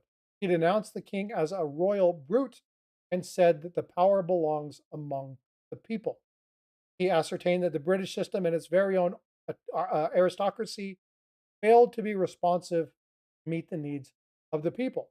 And from this, he refuted the notions that the Americans should remain loyal to the mother country and portrayed them as a cruel parent, abusive, and that this new world should be the asylum from those who are persecuted and uh, should be free, the lovers of civil and religious liberty. And again, every part of Europe should send people to this place. It was a common sense strategy. It was very, again, very plain English. And the whole purpose for this was designed to garner widespread support. And it did. It was absolutely one of those things that not only did it support the idea of this, but the arguments, because they were so plain and simply wrote, that they just were desirable. And every American seemed that peace, that uniformity, that independence not only was just desirable, but it was achievable. And not only was it achievable, it was inevitable. And being inevitable was the thing that really lit the fire. So by the winter of 75, 76, Second Continental Congress reviewed this, and on June 7th, and June, excuse me, hold on. Ah. And on June 7th, 1776, Richard Henry Lee of Virginia introduced the motion proposing that these united colonies are a right and ought to be a free and independent states. And this again, now the language of the Declaration of Independence would become to play a bigger part in this, but it was definitely the thing that actually stated our desire to live a free nation. All right, we're going to go ahead and do another giveaway. I'm going to go ahead and give away another set of these um, U.S. Remembrance copper rounds. Steve Banno, happy Independence Day. Um, Not like I'm not going there, bud. But what I do want to do is I want to celebrate the true intent of our nation, what it was, what we battled through, what we struggled through. But I want to remind everybody something that is an undeniable fact. We are a young nation.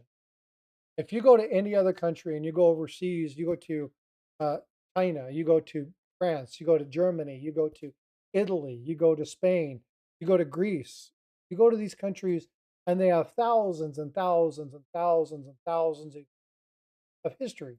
But the United States, as we know it, has a very young history. We're talking 13, 1400s. And so it's very important to remember that even though we are a great national pride, even though we are a great nation and we have world impact, we're new. We have a lot of lessons to learn.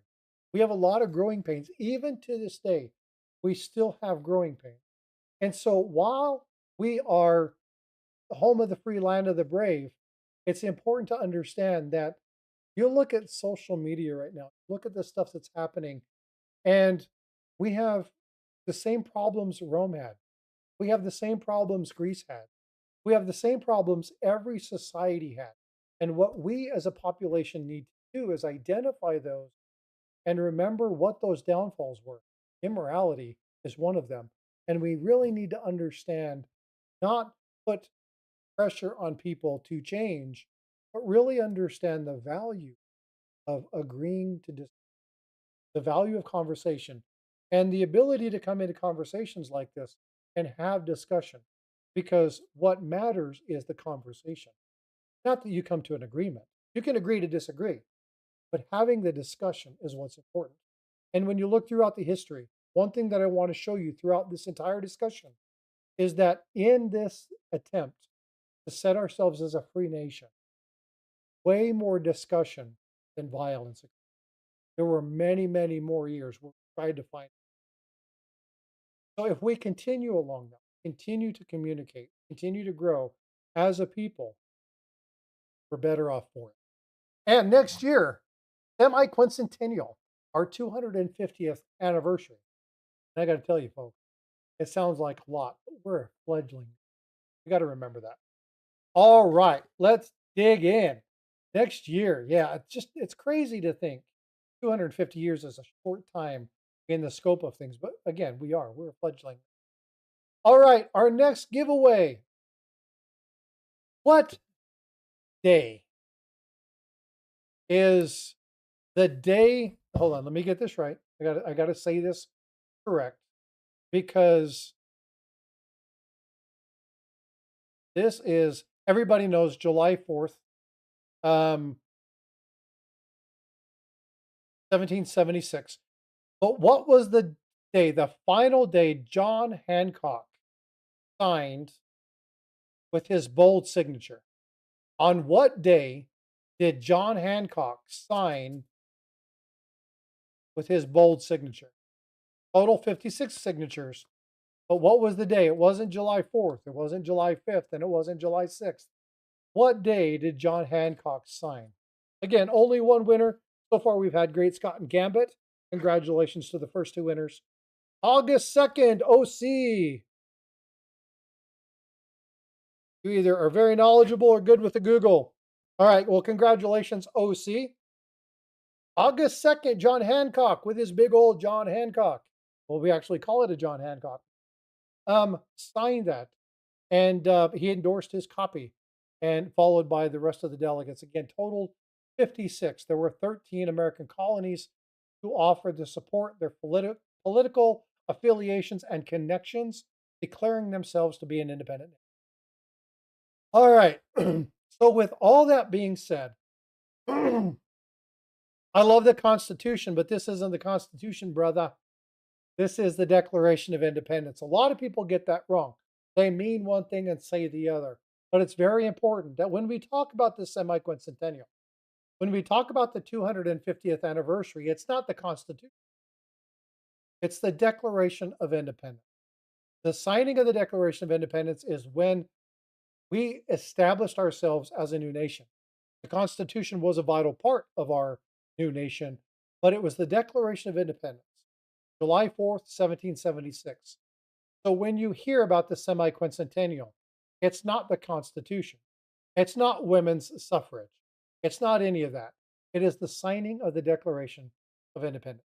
So again, not picking on UOC, but again, this is something that I see wrong a lot as people are talking about it. I hear people who they say this wrong a lot, but it is the Declaration of Independence. And again, there are 5 founding forefathers. You see them on the screen, but these are not the only ones. We have a lot of other people who were implemented and engaged in our nation. So, OC Stacker, congratulations on another win. You won the giveaway last month for the contest. Again, if you haven't seen that and you're new here, subscribe to the channel. Go check out the short on the July contest where you can win free coins by answering a question. You don't have to be right. And if you're wrong, all that is an opportunity to learn more about that particular coin. That coin that we're looking at this month is the 1960 Mercury dime, a very famous and key date in the Mercury dime series, also better known as the Winged Liberty. Hey, Banno, thank you for the cryptocurrency and a currency-backed computer program instead of nothing. Well, yeah, I got you. A lot of people like different things, and some people stack gold backs. So to each their own. Now, you won't see me do it, but it is what it is. Just like democracy versus constitutional republic. Man, I love you, brother. That is right. We are not a democracy. We are a democratic republic, constitutional republic, right? And this is something a lot of people get wrong. That is absolute fact. All right. So there is one more thing that I want to do. And I said this stream would be anywhere between 2 or 3 hours, depending upon how quick I went through this. But what I want to do right now is I want to open up a little bit of a session to just have some conversation. And this conversation isn't going to be you're right, you're wrong. It isn't going to be a hey, what was the date? Hey, who is your favorite person? We can include those things. Oh, thanks, great Scott. I appreciate you putting that link in there. Much love, brother. But what I want this to be is I want this to be a tell me a little bit about what freedom means for you. Now, you can do this a couple different ways. You can put this in chat. You can put it in a super chat. You can send me an email. You can have me read something online. And we'll do this a number of different ways. And why am I doing this? Well, I'm doing this because the 4th of July isn't just about me. See, I've sat here for a long time talking. I'm going to make myself a little bit big because we're at the point where we've done this. But just a little bigger for just like, okay. So now you guys can see me. I'm not this little thing. I didn't want to impede this, but now that we're just kind of having discussion, I'll make myself a little bit bigger there. But right now, this isn't about me. I have told you about the histories. Um, I have talked to you about what happened with history and what's going on with that. For the person that I offended and unsubscribed, sorry about that. Um, but what I want to do is I want to talk about what does freedom mean for you. So I would like for you to enter something in the chat, to do something, and to let me know what that means. I'll be reading them live here. If you want to send me an email, I've got my email pulled up. I'll be pulling that information up. Um, but I want people to know that there are many reasons to be thankful for being in the U.S. We live in a very tumultuous society. We live in a place where people's thoughts, beliefs, and processes are made. People believe that it's their right to tell us that we have to believe what they believe. And that's not what our nation was founded on. It was founded on independence. It was founded on the right to believe and to fight freedom of speech, right? Freedom of religion, the right to bear arms. All of those things are included in not only Declaration of Independence, the declaration of who we are. We the people come together. We stand as a constitutional republic to vote for the people and the checks and balances structure of the legislation, the executive and the judicial branches to vote for those people and to have discussions, but to represent me, not to have a dictator or somebody come in and say, hey, this is how I feel and this is what's going to happen. It's the voice of the people, the power by the people, for the people of the people, and they just act as a representative for us.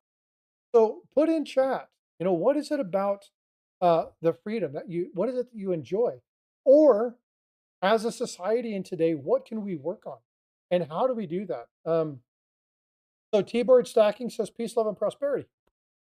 Right? That's a loaded question. Well, it can be a loaded question. The Bill of Rights was a demand, not a request. Um, that's fact, right? These are inalienable rights. These are things that belong to us. These are things that absolutely are required of us. Um, there, a lot of people misunderstand the difference between um, a right. Um, what are my rights versus what are the privileges that we get because we live here? Don't confuse a privilege and a right. Stay safe, Amy. Have a good one. Thank you for being here. Cash, thanks for being in here. I appreciate you, brother. But what are those things that you think of? What are those things that come to mind when you think of independence and freedom? What does the 4th of July mean to you? Let's let's put that stuff in here. Vote for Pedro. I know you love history, and I know you love um, world history, not just American history, world history. What does that mean to you, right? My favorite is rules for ye, but not for me. Yeah, I that drives me nuts. Um, I don't mind showing you respect. I don't mind showing you grace. I don't mind showing you dignity. I don't mind accepting you for who you want to be. But don't tell me that it's a requirement for me to do so. I make my own way. I make my own life, and I follow the rules that are set to me and governed by God and my country. You, as an individual, don't have the right to tell me how I should think skill. I appreciate your insight because your insights inform me and help me to understand maybe I'm thinking something wrong. Maybe I'm thinking ill of something. Maybe I do this and I make mistakes. And there's a number of people in chat that know I'm fallible. I make mistakes. I do things that's stupid and I call people out for doing shit. And I'm like, what? You know what? I probably handled that incorrectly. I'm not perfect by any stretch of the imagination. But what's great about this is we can do that without being put to death. You can't do that in a lot of places. You know, you can't claim to be a lesbian or gay in Lebanon and walk away. They'll kill you there. That's not something that you can do. It's unfortunate that you have to worry about some of those things in other places. But here you have the freedom and the liberty to do so. And so again, just if that's the way you are, that's the way you feel, or you want to stack gold and silver, you think numismatics is a waste of money. You know what? That's your prerogative. That's your opinion. Fine by me. If you want to, yeah, and again, freedom is freedom. Freedom isn't something that is given, it's taken. You have to fight for freedom. You have to take your freedom. Now, in our society, when you come to the US, freedom is given. There are things you have to do and rules you should follow and laws you should follow, but freedom is generally given here. But in other places, you have to fight for freedoms. You have to fight for your liberties because they don't always have them in your best interest. Um, so, uh, if you want to get into Elsa, if you want to get into uh, the genealogy of where we all come from Africa. If you want to look at that construct, right? So we all migrated up. We crossed the bridge into Asia. We crossed into Asia, into Eurasian and Russian steppes, and then we crossed over before the major melts and crossed the land bridge, and then the land bridge was there, and then we were isolated. We were stuck. You couldn't get there anymore. So when we look at, we're all we're all a generalized people. Now, over time, we adapted, we grew, our skin color changed, our eyes changed to meet the lighting requirements, our color changed because we were now living in areas where it wasn't befitting in an icy climate to be darker. When we get to areas where it rains and stuff like that, the melanoma and stuff like that, or the melanonin, not the melanoma, the melanonin in your skin has started to lighten. So there were changes that happened based off of where you were at in your region because there were certain adaptations that happen within the body based off of your environment. We know this. This is a scientific fact. Now, when we look at where we come from, when we look at where we're from, we can argue that till our face turns blue. The fact of the matter is, we're all the same species. We're all Homo sapiens. We all bleed red. The blood in our veins is blue. When it's exposed to oxygen, it turns red because of the rich oxygen and that pigment color that occurs. We all breathe in the same general air. Now, if you're in California, it might be a little more polluted than if you live in uh, Arizona, or if you live in Wyoming, or if you live in Indonesia, or if you live in China or India. So, but it's still air. We all breathe the same thing. We all have to drink water. We all have to eat food. We are all one species. And so we don't have to get along. We don't. There's no requirement for us to get along. But what we should be able to do is we should be able to come to the table with discussion. And even though we don't agree, at least have the discussion. That's important. Um, Mark Cubbins, freedom is both a right and a responsibility. We do the best we can for the betterment of ourselves and the best for our world. We're all privileged enough to be a part of one. Absolutely. Absolutely. Very, very well said, Bart. Stewart, top floor elevators happen. Don't know what that means. I think I probably missed something. Vote for Pedro. The only time I ever felt true freedom was my life when back in the camping in the Denali for 3 weeks, 12 days without seeing another human. Sounds antisocial, but it wasn't. No, it's actually, it can be quite uplifting. It can be quite alarming to realize and understand that it's you and one with nature. You start to understand and respect um, who you are. And one thing that happens when you're in an environment where you have to survive is you learn that you're not all that. You learn that you have to respect the elements. You learn that you have to respect wildlife. You learn that you don't know everything. You learn that sometimes you have to take risks. You learn that sometimes making foolish decisions can lead to a really bad outcome. Not being prepared, not making a plan can lead to some very cold nights, or it can lead to unexposed, right? So putting yourselves in situations where you have to get outside of your comfort zone is extremely important for us. This is how we grow as a people. There's a quote, and I may say this fairly wrong, and if I do, I certainly apologize for that. But the quote goes something like this: subscribe. Make sure you do subscribe. Hit the thumbs up, by the way. But the quote goes something like this: hard times create strong men or women. Strong men create good times. Good times create lazy men or weaker men, and weaker men create hard times. It is a cycle, and we are at the last of that cycle. We are about to experience some extremely hard times because our forefathers fought extremely hard for us and endured some atrocities and problems that, well, frankly, just made it almost too easy for us in many cases. And because of that, many of us got lax. We got lax with understanding our roles as Americans, our roles as a society, being able to talk with our neighbors, looking at things like uh, you know social media, and we don't even know who our neighbor is, right? Um, we only hear what happens when they tell us they bought something new on social media, or we get a notification that somebody was on vacation, or they bought a new car, or they bought some new gold thing, or there's an event happening, or somebody went to a conference or a concert. We don't talk to our neighbors hardly anymore. Now I know my neighbors. I know my neighbors for a house now, a couple houses on each side. When my son was younger, I knew everybody in the neighborhood as his dad, because he was all over. He was playing everywhere, right? We've lost a lot of them, and we need to get some of that stuff back. But you learn who you are in adversity. You learn who you are in the hard times. So Pedro, it makes perfect sense to me.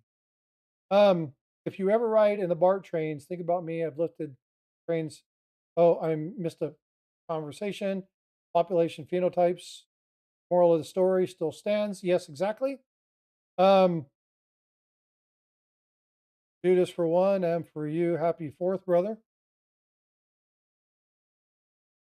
Um, we have to guard it too good in this country for seven. Yeah, we have had it too good. That's absolutely right. Yeah, and exactly. That's exactly what I just said, Gary. We're at the latter end of that cycle, and unfortunately, um, complacency breeds contempt, and we're at that point to where there's a lot of contempt in our society. So, what I wanted to do is I wanted to take a moment and I wanted to just share with you kind of the history of the US. But I did something that I want to share with you right now. So, I'm going to put myself on mute. I am going to turn this on I'm going to hide myself. And I want you to just listen to this recording. I want you to listen to what's being stated. This is the Declaration of Independence as or narrated by Bernard. In Congress, July 4, 1776, the unanimous declaration of the 13 United States of America.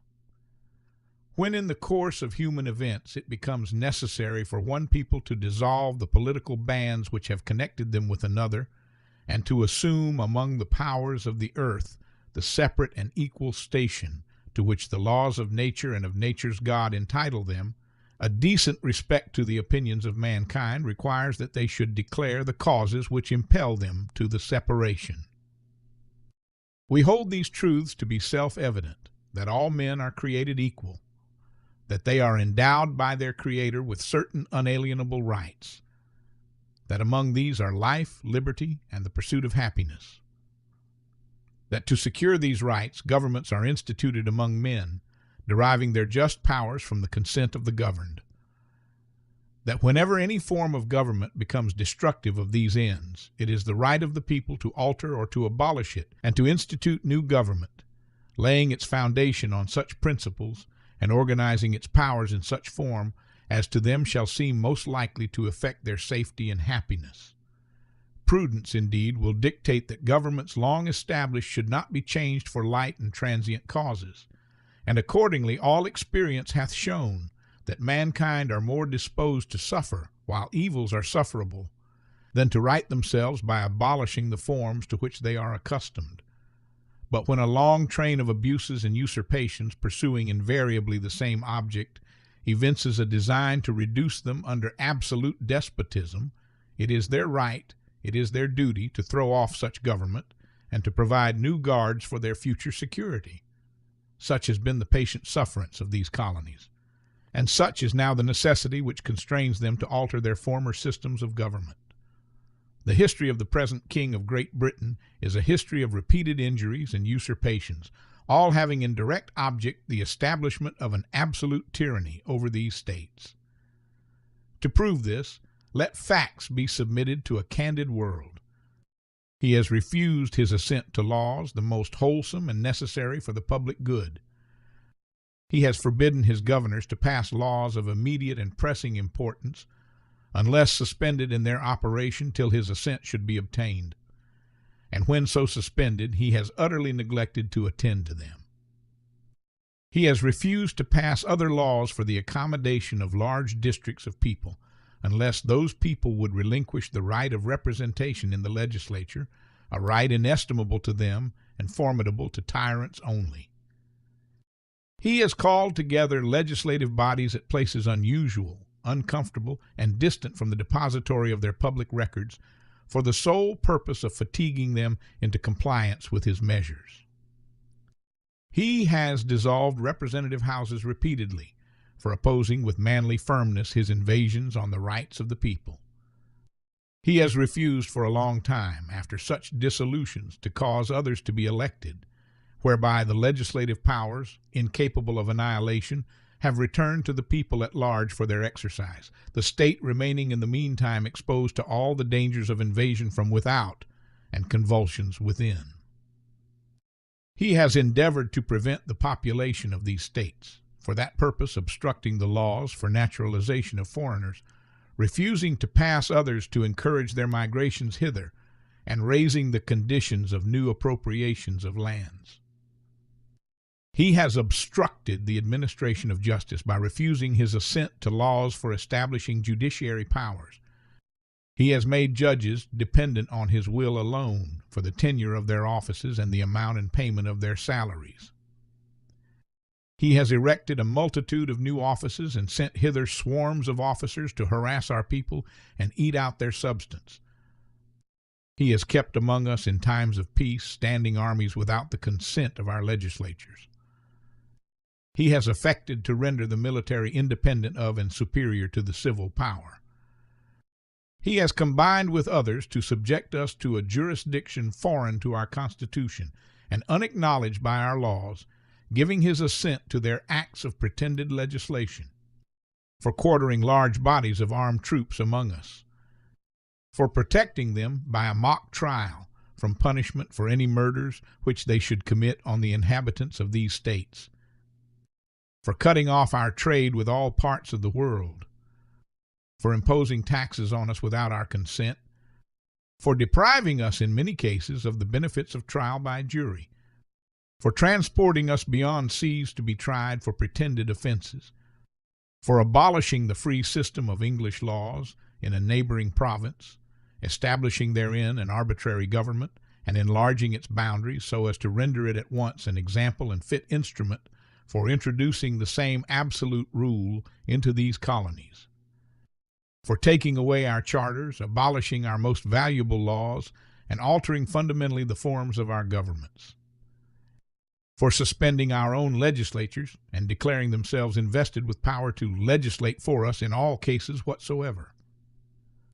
He has abdicated government here by declaring us out of his protection and waging war against us. He has plundered our seas, ravaged our coasts, burnt our towns, and destroyed the lives of our people.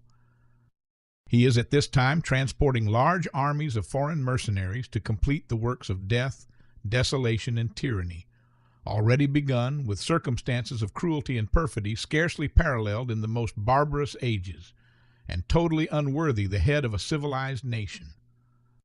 He has constrained our fellow citizens taken captive on the high seas to bear arms against their country, to become the executioners of their friends and brethren, or to fall themselves by their hands. He has excited domestic insurrections amongst us, and has endeavored to bring on the inhabitants of our frontiers the merciless Indian savages, whose known rule of warfare is an undistinguished destruction of all ages, sexes, and conditions. In every stage of these oppressions we have petitioned for redress in the most humble terms. Our repeated petitions have been answered only by repeated injury. A prince, whose character is thus marked by every act which may define a tyrant, is unfit to be the ruler of a free people. Nor have we been wanting in attentions to our British brethren. We have warned them from time to time of attempts by their legislature to extend an unwarrantable jurisdiction over us. We have reminded them of the circumstances of our immigration and settlement here. We have appealed to their native justice and magnanimity, and we have conjured them by the ties of our common kindred to disavow these usurpations, which would inevitably interrupt our connections and correspondence. They too have been deaf to the voice of justice and of consanguinity. We must therefore acquiesce in the necessity which denounces our separation, and hold them, as we hold the rest of mankind, enemies in war, in peace friends. We therefore, the representatives of the United States of America, in General Congress, assembled, appealing to the Supreme Judge of the world for the rectitude of our intentions, do, in the name and by authority of the good people of these colonies, solemnly publish and declare that these united colonies are and of right ought to be free and independent states, that they are absolved from all allegiance to the British Crown, and that all political connection between them and the state of Great Britain is and ought to be totally dissolved, and that as free and independent states they have full power to levy war, conclude peace, contract alliances, establish commerce, and to do all other acts and things which independent states may of right do. And for the support of this declaration, with a firm reliance on the protection of divine providence, we mutually pledge to each other our lives, our fortunes, and our sacred honor.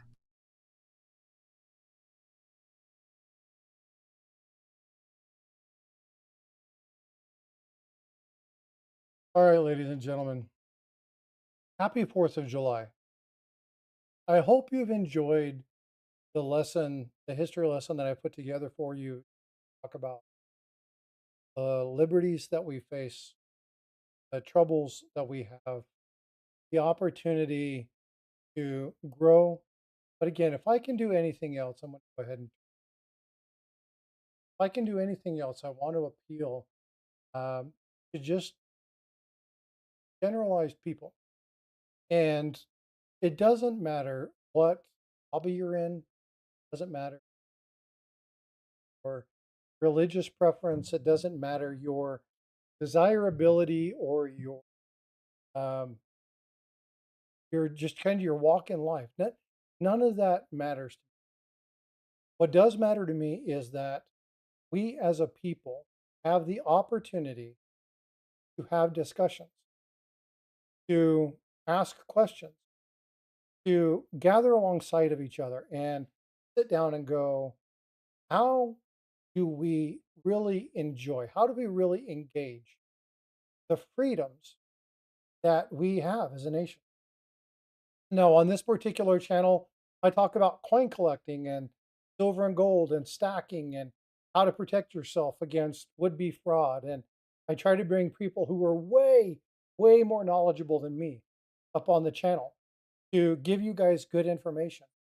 I have special guests. Matter of fact, not this coming Sunday, but next Sunday, if you're a fan of ancient coins, I'm going to have Aaron Burke, a world renowned leader in ancient coins, come talk to you guys about what is ancients? What do we need to look for? How do you need to do it? What do you need to look for? Subscribe, hit the notification bell. That is something you're definitely going to want to go check out. Aaron Burke is like the man when it comes to ancient coins. But why do I do this? Because I'm about community. Genuinely, ask anybody who's here in chat that watches my stream on a regular basis. I'm about community. I'm about growing relationships. I'm about building networks. I'm about sharing real, true, reliable information. And it doesn't necessarily have to just be about coins. Now, this is what I make this channel, and this special event was to honor and celebrate our nation. But ultimately, let's have discussion. On my July contest, I say there's no wrong answer because all there is an opportunity for learning, an opportunity for growth. Let's not be critical. That's hard for me to do. I'm a very critical person. Just ask my wife. Um, son's laughing kind of quietly. Um, but it's one of those things where, you know, if we just stop for a minute, we accept the fact that we don't know everything. We accepted the fact that I have to accept the fact that I'm often wrong. Um, if we can go into discussions going, I don't know everything. I don't know everybody. There's a lot that I have to learn. Sometimes I need to shut up and just listen to what somebody else has to say. Maybe I will see a point that changes the way that I view things, or maybe they will say something that secures my faith or my belief in a particular item. But what's important, most important, is to have the discussion. Act, don't react. Folks, if you take time, you have the discussions, you have good commentary with about what you enjoy, what you like, what you don't like. Listen to other people. You have the better action than getting emotionally involved in us, taking that and feeling like you're just and right. Just because there are people out there who agree with you doesn't mean everybody else does. It doesn't mean that everybody else. All right, folks. Well, hey, I am going to wrap this up. Okay. On Saturday, I have a special presentation that I'm going to be giving you. I'll be putting out the details on that tomorrow. Hold on. Yeah, tomorrow. I had to think about what today was. Today's Friday the 4th. Happy 4th of July, everybody. So pay attention. Make sure you hit your notification bell. You're going to want to be there. On Sunday is our question and answer session. An example of this is I had somebody ask me, hey, Frosty, when you're looking at the 1916D, how do you know that a mint mark has been added? It's a great question. And I'm going to have some people up to talk about it. I'm going to show you some examples of mint marks that have been added and give you tools and identify how to add if something's been re-added or if something's been changed. But again, I don't expect you all to become experts. Hell, I'm not. But I want to bring people who are, and so that you guys can have your questions answered. I would also like you to do me a favor. On Sundays, bring your questions. Last Sunday, there were a ton of questions, and it was a lot of fun. There was a lot of learning, a lot of great discussion, and that's what I want this channel to be about. I want this channel to be fun and engaging, but I want it to be educational, and I want it to be built on facts. fun, humor, stupid dad joke, but I want it to be built on facts so that when you come in to look at something and you want to find out, you know what it is. All right, folks, I appreciate you all. Thank you for the folks that have super chatted. Thank you for the folks that have dropped memberships. I definitely appreciate you. To Great Scott, to Gambit, to OC Stacker, congratulations on the copper rounds. You know what I'm going to do? I'm going to do one more thing. This is something that I haven't done for quite a while. I'm going to put this in here. This is going to pull from everybody who's still in the streams. And the winner is going to be the one, the only, dun, da, da, da, Bart Cubbins. Bart Cubbins, congratulations. If you will do me a favor, if you will send me an email, frostbytecoins@gmail.com. Send me your claim email. You guys have 7 days. If I don't get it in 7 days, um, uh, then I won't send it to you. If you message me in a month, say, hey, did you ever send me my thing? I'll say, did you claim it? And if you say no, then well, too bad. So make sure you send me the claim email. It doesn't matter if I have it or not. I track it because I want to track these things. I hate not knowing if I've sent something out. So please send it off. I appreciate you guys. You're welcome, Bart. I think you'll like these copper rounds. But again, thank you so much for everything you do. Thank you so much for the support. Happy 4th of July, everybody. To MLZB and Cash Money and Jenny for popping in and blowing people in. For Mike and his wife for doing the raid as well. Thank you so much. I appreciate you guys. Be well, be blessed. I love you guys.